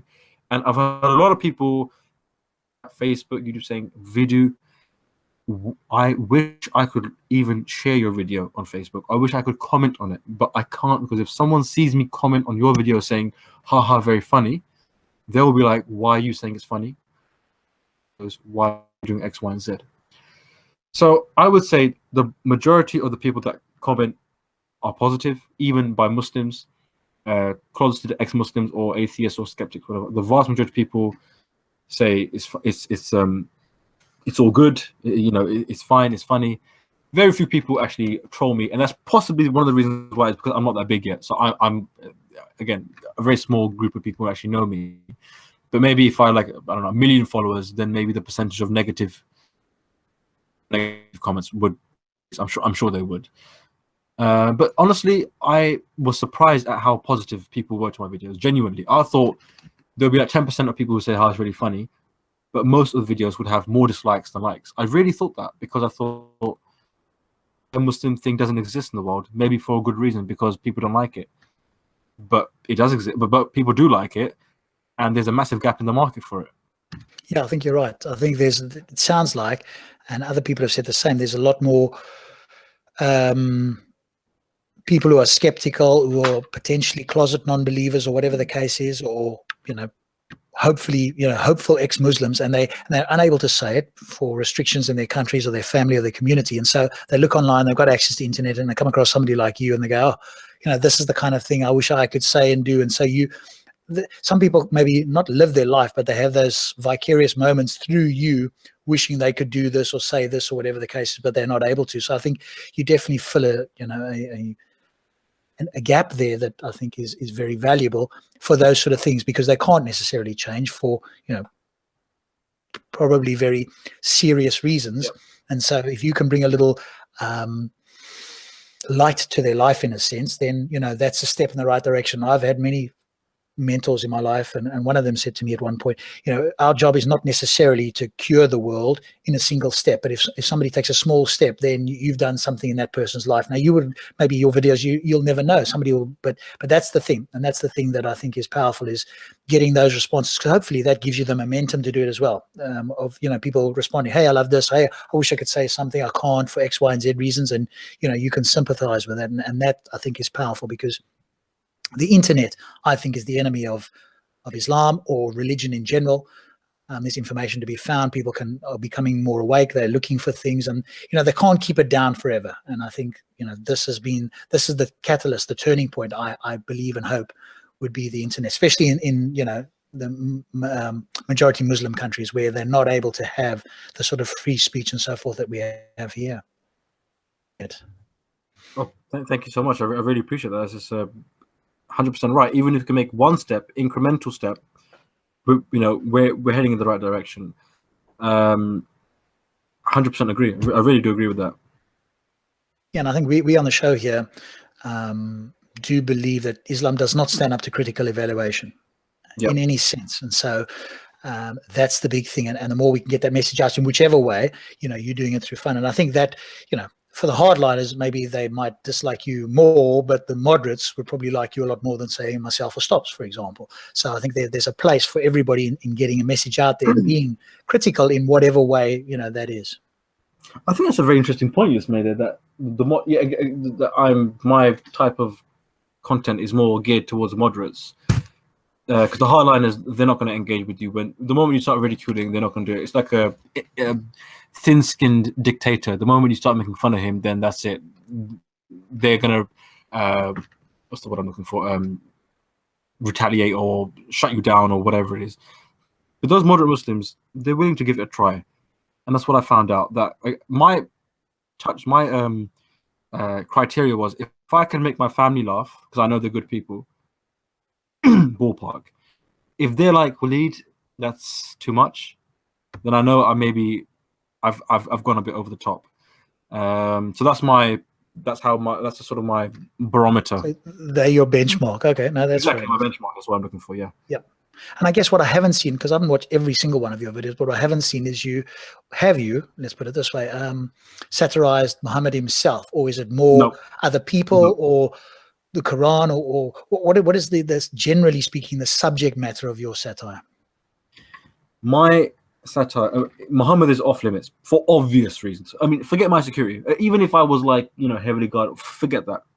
For the pure intellectual reason, the moment you go there, unfortunately, this is so badly brainwashed in the mind that he's a perfect human being and he's this and he's. The moment you go there, moderate Muslims will just forget radicals. Moderate Muslims will just turn off. So you might have the funniest joke at the end of the video. You might have like an amazing message, but they're not going to even get there. They're not even going to be in a position to accept it or even entertain it, because you've destroyed what is the most sacred figure in their life. So for me, forget the security. Practically, it doesn't work. It does not work. But if I make fun of someone like a Zakir Naik, who's not a prophet, or to most people he's not, or Dawah Man, or Abu Halima, or Mehdi Hassan, or whatever it is, or Majd Nawaz, those people are contemporary people, and we accept them to not be perfect human beings, even though some people have a problem with that, but people are more forgiving. So from a purely strategic point of view, it makes no sense for me to go after Muhammad. But I will flirt with the Quran. So one of my latest videos is verses you're not going to read in the Quran. In that show, Mock the Week, they do this segment called Things You Won't Hear in the Bible. So it's like they come up with silly verses that you won't hear in the Bible. So I said, well, what if we did one with the Quran? And mine's like, and kiss them wherever you may find them, and the same way, and kill them. I just obviously mess with the verses a bit. That's probably the closest I've come to a direct, quote unquote, assault on the Quran. But again, I'm very wary. I'm not going to go that far, because again, you're poking a bear and you don't know how that bear is going to react. It could swipe your face off. Yeah, I agree with you in a sense and disagree in another sense. But I think people's personal safety does come first. So from that point of view, I think that one does need to be wary, given, you may not know sort of some of the people that we often interact with here and some of the people that have been in Speaker's Corner. There's been, threats against people that have been in Speaker's Corner, etc. I've had one threat, Stops has had zillions. So, you kind of get with it. But I do think yourself and others in sort of your environment, your personal safety does come first. But on the other hand, allowing that narrative not to be challenged just enforce the belief of those people that they're correct. And it stops everybody else from doing it as well if nobody does it. You remember when the cartoons happened, or when the Charlie Hebdo massacre happened, the US media would not show the cartoons that Charlie Hebdo had published that got some of those journalists killed in that massacre. And they were quite rightly called out, in my view, for not doing so. Now, as I say, yourself and other ex-Muslims are in a different case, and that's understandable from your personal safety. But other people don't speak out, and then it becomes this thing of, oh, he's untouchable, we can't speak about him. And I think that is wrong. And for myself, I don't go out there necessarily saying he's a pedophile or a slave driver or whatever the case is. But if somebody asks me, I will say that. There's no doubt, because for me, that's what I believe about that. But not to say that and to tiptoe around this, it just starts to enforce it, and it never stops. And so at some point, some people have got to be brave enough, and I don't expect you to do it, but I think that would be the other side of the argument. So maybe you can give your thought. No, I 100% agree with you on the Charlie Hebdo stuff. I think people have been killed for drawing cartoons, yet you're not going to show the cartoons because that might be more offensive than the killing. That's for me, just, sort of such a low, pathetic argument. Really is. So I was completely in favor of them printing the cartoons. But what I think, this is, I 100% agree with what you just said. I really do. And this has made me evaluate my own strategy going forward. I'm more than open to advice and suggestions. But what I was coming from was the freedom of speech you get in France or the UK is not going to be the same as the freedom of speech you get in Pakistan or, I don't know, Egypt, right? It'll be of a much lower quality, and the scope of conversation will be much narrower. So if I or someone like me were to do mocking the Quran openly, even if it is true, it will go over their head so much that, like I said, the question won't be, oh, he's making a very good point. The question will be, he's insulted us, and we can and we will kill him, and we have a right to. But even if you take away the security stuff, forget that for now. Intellectually, I almost feel bad saying this, but are they even at an intellectual stage where they can understand satire? On the religious satire, maybe like political stuff. I watch Pakistani news quite a lot because my parents watch it, and they rinse each other's, like the different politicians all the time, satirizing them. But they're not at that level where they can satirize a religious figure or a religious book. As a civilization, as a culture, they haven't evolved to that point, detach themselves, and separate ideas from human beings. They haven't got there. So if I'm speaking to them, and I'm speaking a language or a type of language that is more advanced or developed, they're just not going to get it. And I agree with you that we should call it out and stop this sort of Voldemort effect that oh, we can't talk about it, we should and we can. But I suppose for me, in this journey, in this very early journey, I'm sort of taking baby steps. And maybe I would have developed the courage to say it, and maybe my followers will have the stomach to accept it when I say it, if that makes sense. Yeah, and I think that's the main thing. So this is never a point in your direction, because as you say, you're sort of starting out, and you have certain legitimate concerns around doing so. I think just the narrative in general, I guess, is what I'm pointing towards. And again, it depends who your audience is. If the audience is, am I going to try and convince, for want of a better word, the lower level, lower consciousness people in Pakistan? And again, this is not everybody. No, you're not going to be able to convince those people. As you say, they haven't even got to the level where they can accept or even understand what satire is, never mind taking it to satire with a profit. But generally speaking, especially in the West, I don't think we should be scared of doing anything in the West, but but this is a problem, isn't it? And the only way to get to a point where this is no longer a problem is to speak out about this. But it starts with those baby steps, in whatever sense that is. But at some point, there's, imagine there was a Broadway show in the West End, like the one with the Jesus, where I can't remember what it was called, but there was The Book of Mormon. Yes, the Book of Mormon. Now imagine there was a book of the Quran, and Muhammad is featured in there, and he was made fun of, etc. They would literally have to have 24-hour security around there. The actors would have to have their faces covered. This is what would have to go on, and this really shouldn't be happening in the Western world. If they want to have that in the backward countries in which they are, and I say that with respect to some people are obviously not that way, but the mentality of a population, some subset of the population, if not more than that, then that's fine in their countries until they get to the point where they don't. But for us are you doing are you doing a Donald Trump and referring to them as shitholes? No. I'm I think certainly from a pulling your leg. no, I know you're, but I do think from a psychological point of view, there has been some, the psychological development has been stunted in a sense, 100%. and so and again, that's something to call out. We have a difference in society. It's not that we're all equal. We have a better society, in my view, than some of these other ones. And we shouldn't be dropping our standard to theirs. They need to raise theirs or stay where they are and carry on. That's fine. But to try and restrict us from doing so, no. But that is the challenge, isn't it? It's like, who speaks out? So you have, some brave people doing it and more of us doing it. But I do understand that people like yourself, there is legitimate concerns. And anybody, I would say the same thing, put your safety first. Don't go and, if you want to be a martyr, that's great. But, I would suggest, and somebody said it to me on a message or sent me some emails as well saying, hey, I'm going to do this. I'm going to be a martyr. I said, hang on a second. Take your no, he wanted to be a hero. And I said to him, I can't stop you doing that, but I would seriously say, really consider the point. Okay, you can be a martyr. Maybe you'll go down if that's really what you want, but you probably have more to deliver and more to share alive than not. And so, that would be the view. But at some point, let's not cower away from this. Because, of course, he's also seen as this perfect human being, and that's not true. Now, if they just said Muhammad came in the 7th century, did what he did, and that's not applicable today, we wouldn't be having 90% of these conversations. We go, okay, he did what he did. But to say that everything he did and he's a perfect example for today, no, we're not going to live under that delusion. And that's my view anyway. I don't know about others.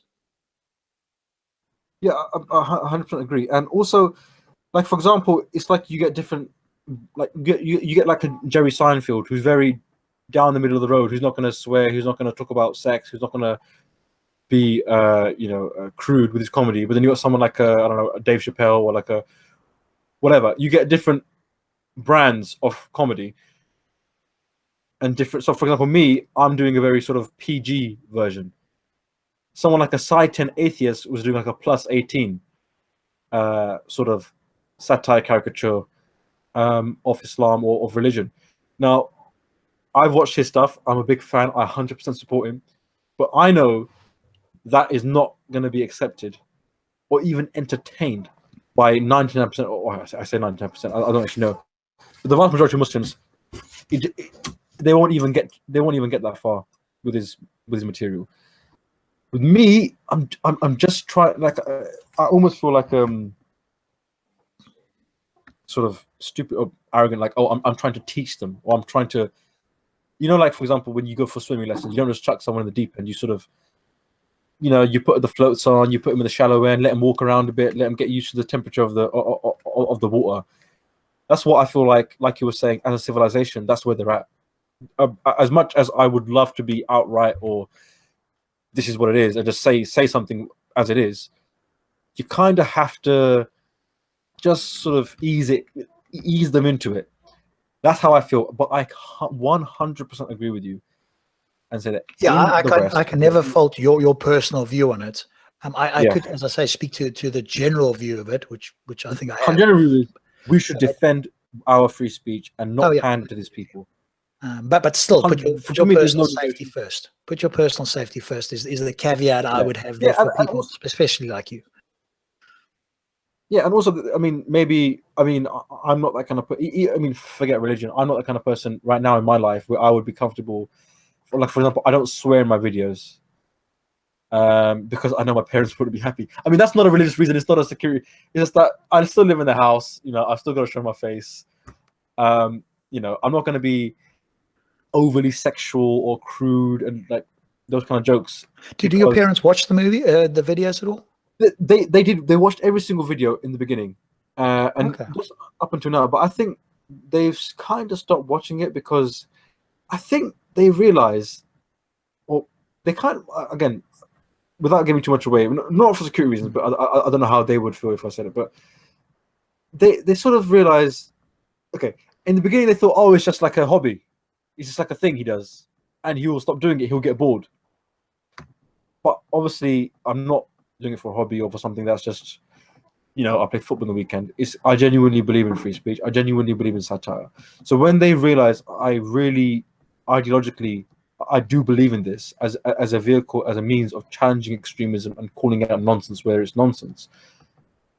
And the mom was like, can you just do some videos on something else, like, I don't know, like Donald Trump or something else, like a comedy thing, something else that's not related to religion. Like, she's like, okay, fine, you've done enough, Zakir Naik, you've done enough, whatever. Just do something else now. And I don't think she got it.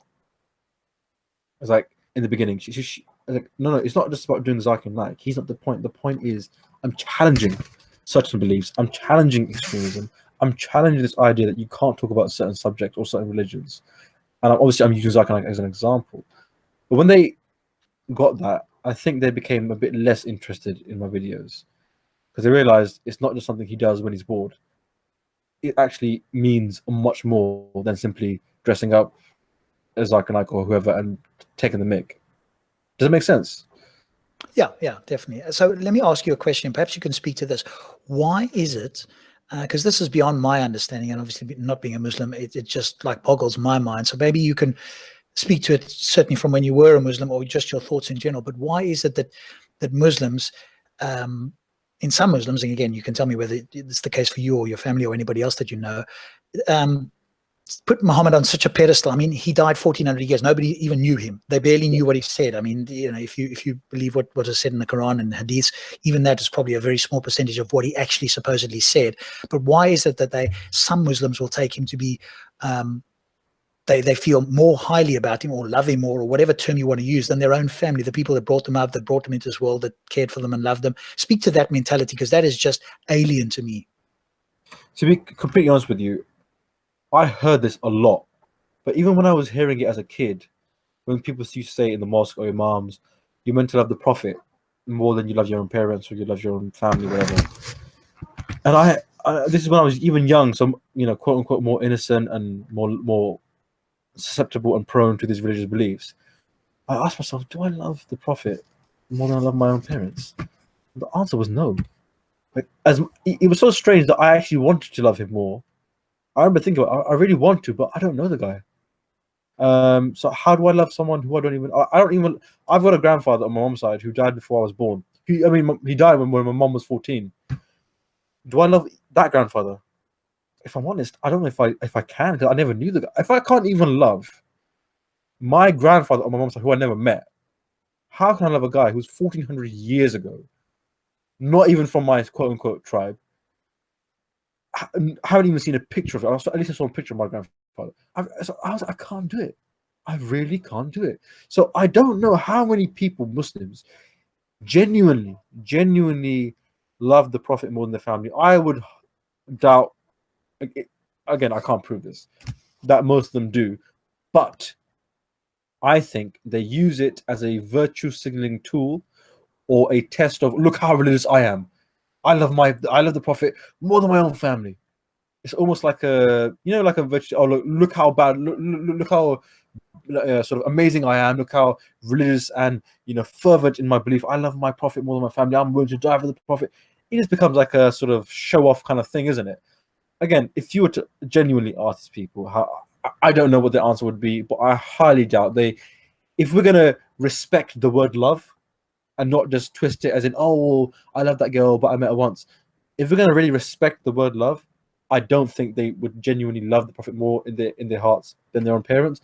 But I think it's a virtue signaling tool and a test of your religiosity or fake religiosity by saying, I love the Prophet more than my parents. Wow, this guy's amazing. That's what I think. Yeah, I think you could be right about that. That is probably part of it. I've met people in Speaker's Corner who genuinely say they love the Prophet more than their own family. And you hear it from jihadis as well, don't you? So yeah, my family said this, but you know, well, they actually say, you know, Allah comes first, but again, you hear it from the very radical people, as well as not quite as radical people in Speaker's Corner telling me the Prophet is more important. They compare it to swearing or cursing at your mother. So when people swear or ridicule Muhammad, for them it's like swearing or cursing at your mother. And even, you know, that I'm going like, that's not such a big deal. Somebody said bad things about my mom, I go, you're factually incorrect. But then again, so I do also understand that I've had some psychological training. So, you know, I could have, you know, if you'd said that to me when I was 18, I might have got pissed off and wanted to have a fight. But, you know, I've learned something since then. But it takes some work to do that, to kind of go, okay, you're factually incorrect. It's just words. It's an unsubstantiated claim, as one would say. And I don't have an emotional impact. And I think taking the emotion out of it immediately goes, okay, so now let's have this on an intellectual discussion. You've made these claims, and now give me the evidence for that. But most people react at an emotional level, which is a lower level. You know, it's more like, it's almost like an evolutionary, much lower level to react in. And that's what I notice. Can I, you made a very good point there. Can I tell you a funny story, but just after this point? You know, when you, for example, if you were to ask a Muslim, do you, like, let's say we're in a room, right? Let's say I'm in a room with like 3 or 4 Muslims, whatever.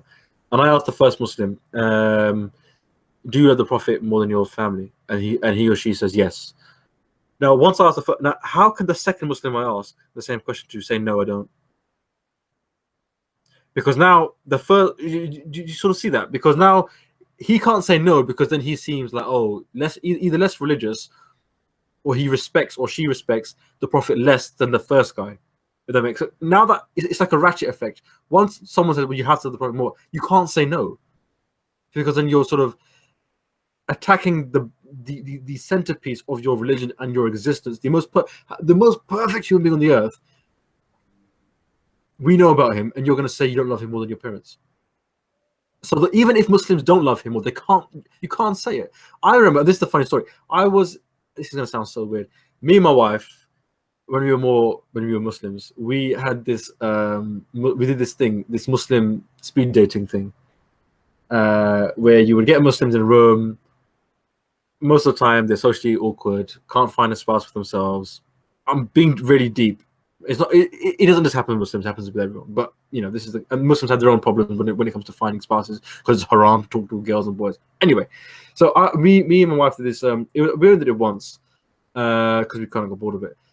And the second reason is because Muslims are so hard to handle and unreliable. But anyway, we did this speed dating thing, and we like, you know, it was actually a pretty good event. We had these questions we would ask people, so to like break the ice. So we have like I had one group, five men, 5 women, something like that, 6 each.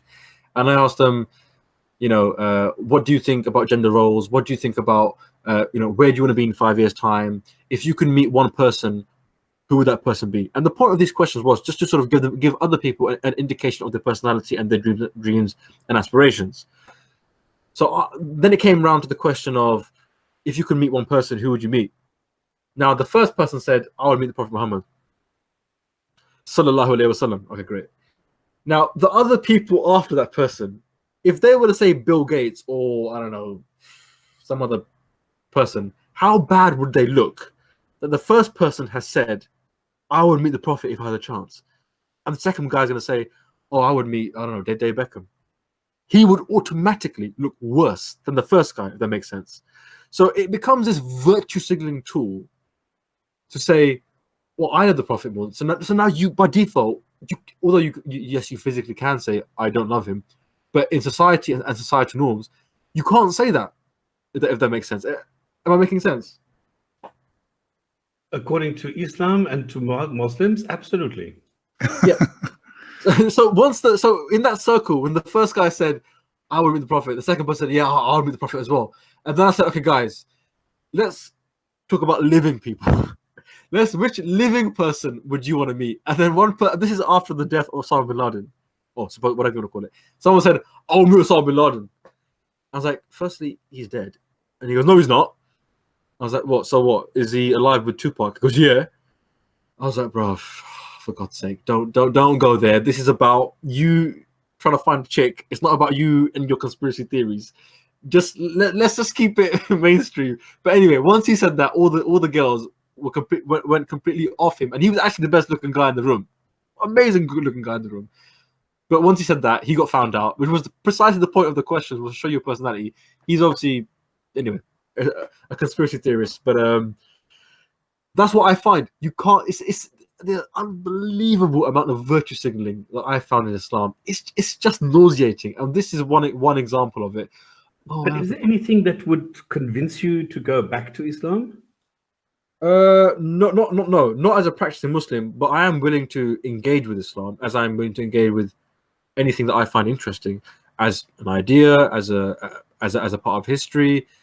I'm more than happy to engage with it. I'm more than happy to. I'm even going to go as far as say I'm more than happy to learn from it if there's something to learn from. There's nothing wrong with learning from people, or even people learn from Hitler, not the bad stuff, but learn about him so they can maybe take precautionary measures or whatever.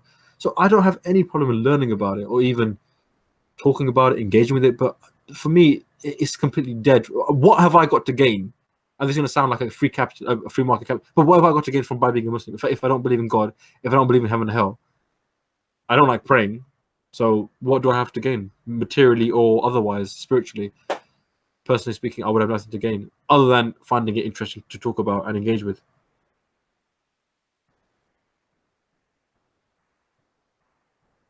Is that all right? Or... No, that's good. Good. But yeah, that was an interesting part of my life where I was doing speed dating for Muslims. Well, I actually met one of the Al-Muhajirun guys. This was during Ramadan time. Please let me know if we've overran. I'll make this my last. We'll probably wrap it up. No, so we'll go for a little not. There's always more questions popping up. It's just that there's so many, and you don't want to interrupt and blah blah blah. So no, yeah, please step in. I feel like if you need to say something, just say it. Don't worry about me. Just jump in whenever you want. But I met one of these guys. I was giving out. This was Ramadan time in the summer a few years ago when it was nice. It was summertime Ramadan. So at night time when people coming out of Regent's Park Mosque, and I was handing out leaflets for my marriage event saying, come this place this time, you can meet brothers or sisters, and this is how much it cost. I think it cost like a $5. Anyway, so I was giving out leaflets, and obviously I'm giving out marriage event leaflets or speed dating leaflets. Other guys are giving out Dawah leaflets. Okay, great. One of these Muhajirun guys come, and he goes, bro, can I see your leaflet, please? And I said, yeah, sure, take it. And then he looks at it, and he comes back to me after a while and goes, bruv, what is this? I'm like, oh, it's just about, speed, like people could meet each other for marriage and this and that. And, I think it was called a marriage event. He goes, bruv, are you sure this is halal? I was like, well, yeah, I mean, it's a public space. We're not, there's no closed rooms. All the people, all the conversations that are happening with people is out in the open. Goes, yeah, but bruv, you can't do that, right? I'm like, well, me and you are talking here. There's women around us who are talking. Why is that halal and why is it haram for me to do a marriage? Oh, but the commandment changes when it's in a room. I'm like, bro, what are you on about? Bro, we're in a public space. Anyone come in, anyone can go out. I mean, he kept going back and forth. I said, bro, listen, if you don't want to come, just don't come, right? It's not a big deal, right? It's fine. I didn't know he was Muhajirun at the time. 2 seconds later, Anjum Chowdhury comes and says, Assalamu alaikum to him. And he starts, chatting to him, like, bro, this is. I'm like, no wonder you're such a bloody Wahhabi. Your voice with Anjum Chowdhury. And then when Anjum Chowdhury came, he said salam to everyone, and I automatically, without thinking, involuntarily said wassalamu alaikum, and then I realized who it was. But I was like, what a bastard. And then this woman standing next to me saying, oh, don't say that. I'm like, what do you mean don't say that? He said, he's a bastard. He makes us look so bad. He said, oh yeah, but you can't really say that kind of stuff about Muslims. I'm like, shut up, man, suck out. But anyway, that was that. That was back. But I actually think that they should be able to speak as long as they don't advocate violence, because they're the best anti-dawah people in the world. So they undo all the dawah that their so-called Muslim moderate brothers are doing. The same with a couple of the people in Speaker's Corner. Let these extreme radicals speak. People hear that, they go, that's what Islam means. Unfortunately, innocent people like your family potentially get caught up and they get all put together. But those of us who are a bit more careful go, okay, we know that there are, good Muslims out there. Yeah, but absolutely. In terms of my view is like, if everybody could, leave Islam, that would be a good thing for the world. And so These guys are just doing the anti-dawah, no problem. So they are working against their so-called moderate Muslim guys that come down to do dawah in Speaker's Corner and so forth. So let them speak. People look at that and go, you guys are from a backward 7th century time. We don't want anything to do with it. So, in a sense, that would be at least a good stepping stone, is not to have anybody else convert. But I noticed that obviously the converts down to Speaker's Corner, every now and again, they do a shahada that they show on camera. I would love to speak to one of those guys and find out what the reasons was for them becoming Muslim. And you would find that, there's a complete lack of critical thinking. It probably is things like, because I've heard it from some of the other converts there, hey, I was a drug addict, Islam got me out of that, I was a gangster, whatever. And I've never shied away from saying that there's a utility value to religion in the sense of like it can help people, but that doesn't mean it's true. Yeah. They could have gone to the AA, or they could have gone to some kind of anti-gang get together, and that would have done the same thing. The fact that they chose this, so whatever reasons they give me would not be intellectually sound reasons. They would most probably be emotional or not well thought through at all. 100% agree. And speaking on emotional, a lot of Muslims say, oh, ex-Muslims or people who leave Islam, they're left for emotional reasons. Oh my God, there's no rational reason why you would leave Islam, all this kind of nonsense. But when you listen to the stories of Muslims, or people who became Muslim, some of the stories are so, especially use of Islam. Oh, I was in a thing getting drowned. I prayed to God. God help me. I'm like, that is so anecdotal and so emotional, and they love it. How does he know which God? Is that the originally Cat Stevens? Was that Cat Stevens? Yeah, Cat Stevens. Yeah. And by the way, I went to his school from year 9 to year 11. So here's the thing for me, and you can test this out, Veedu, in future. My claim is that every single theist on planet Earth at some point has not thought critically. In other words, at some point, if they thought about it at all, or in any way taken time to contemplate, the rest, we don't even attach, they haven't thought about it. So those Muslims have culturally been brought up, they've just been culturally brought up. But any theist, be it a Muslim or a Christian, even the smartest ones in the world, if we had to look back and ask enough questions, we'll find at some point, because they'll come with what they think are sophisticated arguments today, but if you look back at why they were or believed in God, what was the turning point for them that said, yep, this is absolutely true, then they'll find subsequent reasons to try and enforce that. But if we look back, my claim is we can find a point where they were not thinking critically. Every theist in the world, there's not a single one that I believe has thought critically about this enough. From the very beginning all the way through. Now they can, as I say, come with pretty fancy arguments today, which at least are not completely refutable. They've got rebuttals against them, but they're not completely refutable. But at some point, if they've thought about it at all and made an quote unquote intellectual decision, at some point they would have made a jump that they would not have done had they been thinking critically. That's the claim, and I'd love you to test that. Ask Muslims, what's your story, and find out, because you'll be able to identify it yourself. You go, hang on a moment, you shouldn't have made the jump then. I mean, if I use an example, Darren Hamza, Redbeard Hamza in Speaker's Corner, he's been on camera saying it multiple times that he did an intellectual investigation and came to the conclusion that Islam was true. Unfortunately for him, there was a video of him being interviewed, and he says it himself, so I'm not making it up. It's out there on the internet. Somebody pointed it to me, in fact, where he says, hey, the thing that turned me, the thing that pushed me over the edge, I was kind of like, okay, there is a God and I'm thinking about it, blah, blah, blah. But the thing that turned me over the edge was the hell. If there's a hell and I'm going there, no. So that for him, unfortunately, obviously, is a contradiction to his intellect. That is such a weasel. That's like an emotional thing. Hey, there's a fear-based thing. It's an emotional-based thing. Hey, if I'm going to hell, no, I don't want to go to hell. Therefore, I'm going to believe. And subsequently, then they go and learn all the arguments and sound like they can defend, the faith. But there's an example. So I would wager that you could do that with every Muslim, or Christian for that matter. You would find a point where they started to think about it, made the decision that this was true. At that point, you could find something where they made that, where the critical thinking has just not been in operation. Otherwise, my claim is that they would not be a theist. But test it out yourself. See if you can come across somebody and send them to me. I'd love to have that conversation.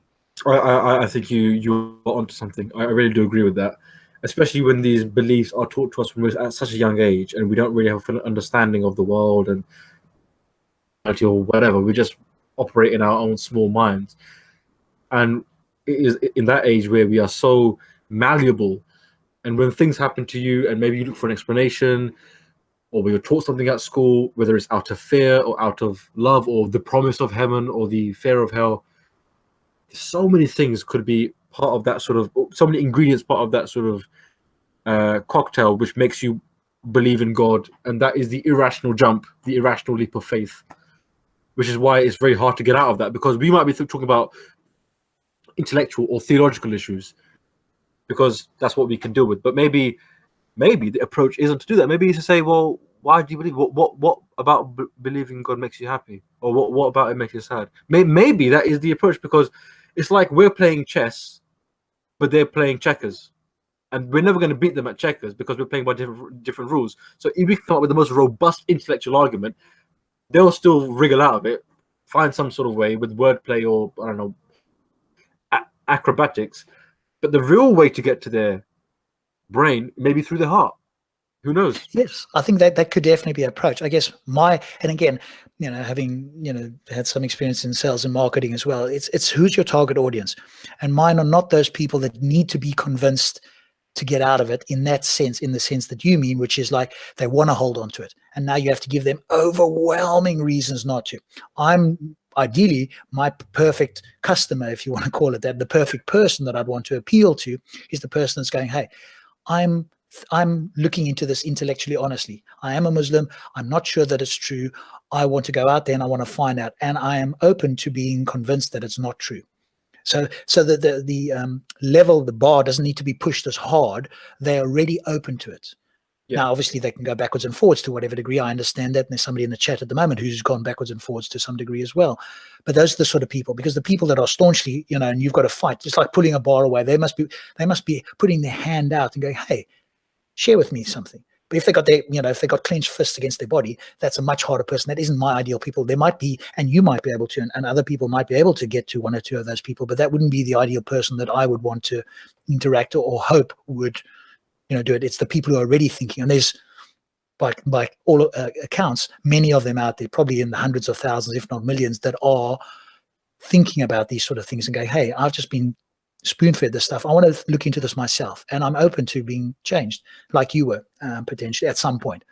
Obviously, you might not have been early on, as you mentioned, but at some point you suddenly started to think of that. That's the kind of person that, like you at your thinking point, is the sort of person that I ideally would want to, have interactions with. So it depends on who you want to change. I 100% agree. Like you were saying, who's your audience and what? You know what? The problem comes down to language, man. When we, like, again, this is I suppose a bigger discussion. It all comes down to language. Language can be so effective and yet so ineffective. We could be trying to prove, like, this is where I was talking with Hassan Adwan on my channel stream, where if I'm saying something against Islam, or apparently quote unquote against Islam, whatever, yes, rightly or wrongly, whatever, Muslims say, oh, he's attacking me. But you are not your idea. You are separate from your idea. Your Correct. Ideas come and they go. You can change, you can manipulate, you can have no ideas, you can have many ideas, but you still remain you. Okay? So it comes down to language. How are we going to speak to, if someone identifies their religion as them, as if it's the same thing, as if it's glued together, then any criticism you make of Islam will be a personal attack. You can be the most polite, you can be the most intellectually coherent or whatever it is, well constructed. It will never get across to them because to them it's a big FU. It's like, oh, but what, did the Prophet really do that? How dare you say that to me? So maybe, again, I'm not saying I have the answer, because I definitely don't. How do we speak to someone like that? Or maybe not yourself, because you're saying that you wouldn't want to engage because it's... I'm not sure you can. I think so. It could be that you may not be able to speak to somebody. I mean, in my world, those people need a psychological upgrade. But if they're not aware that they need that, or they're not open to it, then you haven't got a hope. So it could be that you just can't reach certain people. It's so ingrained them that nothing can change their mind. And so if they've got an unfalsifiable belief, nothing will change their mind. They're, in a sense, they're irrational, and that's not the sort of person that you can hope to have any kind of rational and reasonable dialogue with, or hope to convince. And so I think there is a subset, at least, of people like that, especially in Islam, that are never going to be convinced for any reason. And I don't mind talking to them because I'm not there to convince them. Same with the people in the Speaker's Corner. I've had Ali Dawa and this lot say, hey, Rob, after speaking to you, I'm more Muslim, which is ironic, obviously. Really? Yeah. But I'm going, like, I never go to the park or to Speaker's Corner to try and convince somebody to leave Islam. That's never been the case. What I do is go down there to critique it, and I'm hoping that people who are watching, either in the audience live or the people on Speakers, who watch the videos, will get to think about it, go and do their own research. And my claim is, if they think critically and they evaluate evidence, they would come to the conclusion it's not true. So that's my point. But it is ironic that the people that you speak to go, do you know what? Having spoken to you, I'm now more convinced. And I'm going like, okay, I may not be able to articulate it as well as perhaps Stops or other people, but I think I can communicate reasonably well in English. And if you finish having a conversation with me, and it's not just me, by the way, I've got a friend, again, one of the very smart on cosmology, he's the Don when he goes down to speakers. Now, he's very humble, he won't say that, but compared to everybody else, like, he knows his stuff on cosmology. He goes down there. And the comments in the YouTube channel in his conversation, I mean, he's really giving them an education. I don't like the word schooling personally, because I think it's kind of more combative. I prefer, hey, you're getting an education, and what we're there to do is to find out what is true and not true. So this whole beating or schooled or whatever the case doesn't work with me. Other people like that, and that's fine. But he gave them an education. And every time he goes there, gives them an education on cosmology or whatever the topic is normally, because that's his specialty. The responses to the videos, hey, his name's Phil. Phil doesn't know. That was the response after listening to this. And I'm like, okay, if the best you can get is, hey, he doesn't know, that's the conclusion that you got from that discussion, then God help you. Yeah. If there was such a thing, or nature help you. I wish there was a God so he could help them. Yes. Or ideally just get some help, some psychological help. That if that's the best. So it's like they've got a filter on that. They're looking for this is what I've noticed. They're looking for the key words. I don't know. We're not 100% sure, or words to that effect. As soon as they hear that, that's all I need. It's like a little hook to hang on, because I haven't got a response to that. I don't really know what you're talking about. But you know much more than me. But hang on a moment, you've said the word I don't know. You said we're not 100% sure. And there's my hook. I'm going to hold on to that. I don't care what else you said. I'm almost going deaf on that. And that's what I'm going to stay with. And so those sort of people, what can you do?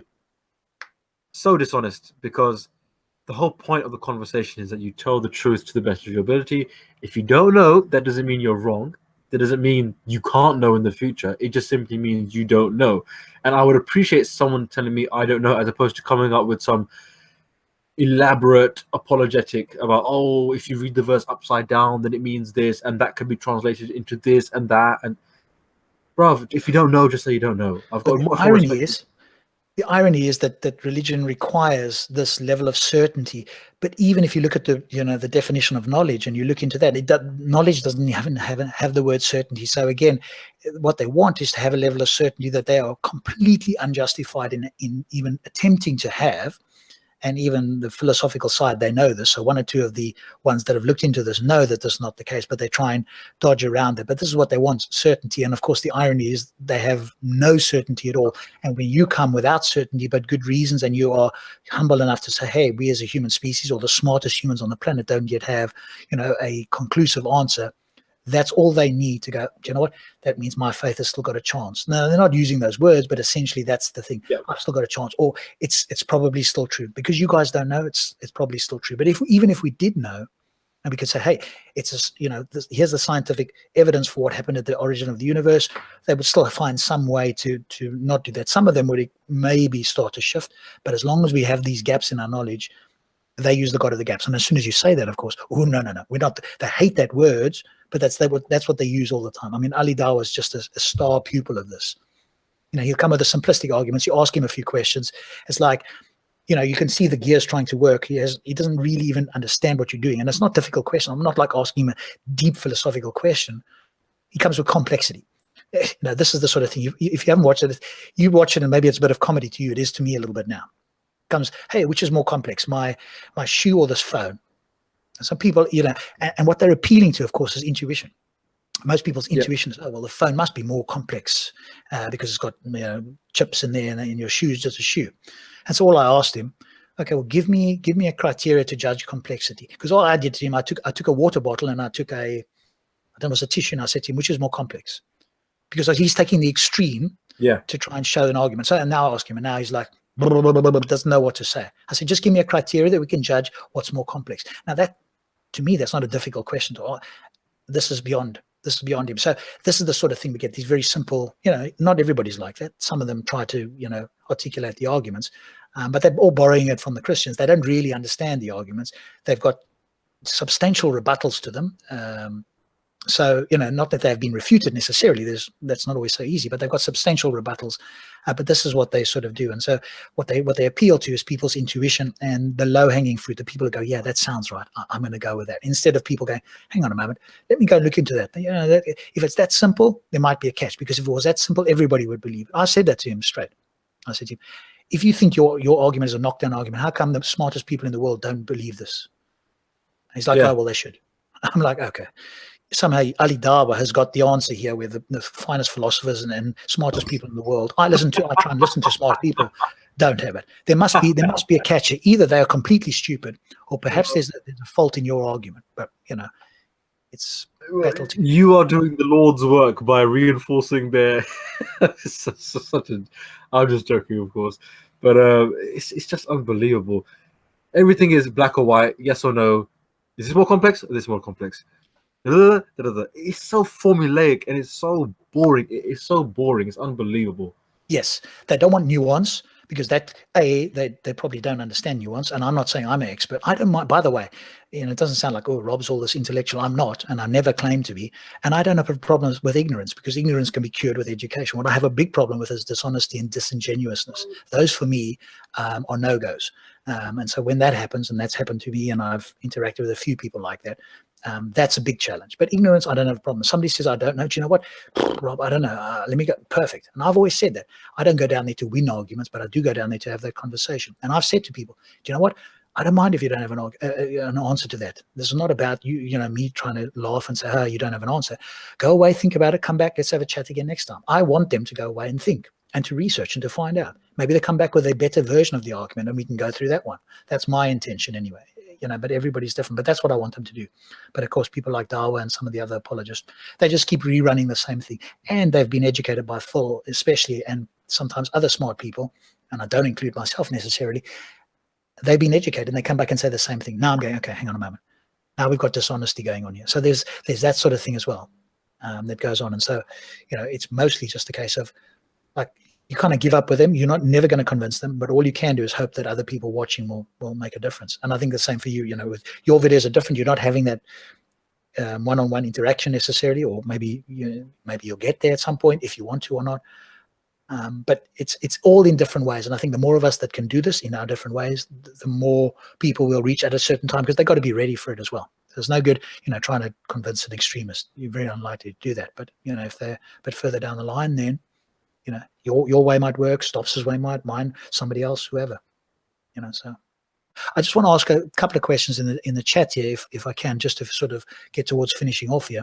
TDS Dave, one of our great guys, he's a wonderful guy. I met him. He's an atheist, very smart guy. He hasn't got a great connection. Otherwise, I'd have him on here as a guest all the time. But he asked, do you, Veedu, think moderate Muslims enable the extremists? You might have heard that sort of phraseology. What's your thoughts on that? I think yes and no. I think, for example, and this is obviously a tiny example, is when I was talking about earlier, when I was saying, oh, Anjum Chowdhury is a bastard. The moderate Muslim, the woman standing next to me, her initial response was, don't say that. Why? If someone is a bad apple in your community and they are poisoning the well, your response shouldn't be, don't call it out. Don't say that. Your response should be, yeah, he's an idiot. He's making us look bad. Let's call him out for who he is and for what he stands for. So there is that as well. But then there's the other part, which I spoke to you about, and this is, I suppose, again, another conversation, that the language of religion is so potent and so powerful. It is used as a tool for virtue signaling, for bludgeoning, for silencing. So even if there are people within the community who say, you know what, I don't really agree with this kind of stuff. Yes, we do have a problem with extremism within the community. The moment they question or the moment they raise their voice, they are silenced, subdued, and marginalized. And the cost of them saying that isn't worth it to them personally. So they're like, you know what, forget it. I'm just trying to get along. I'm doing my 9 to 5. I'm trying to take care of the kids.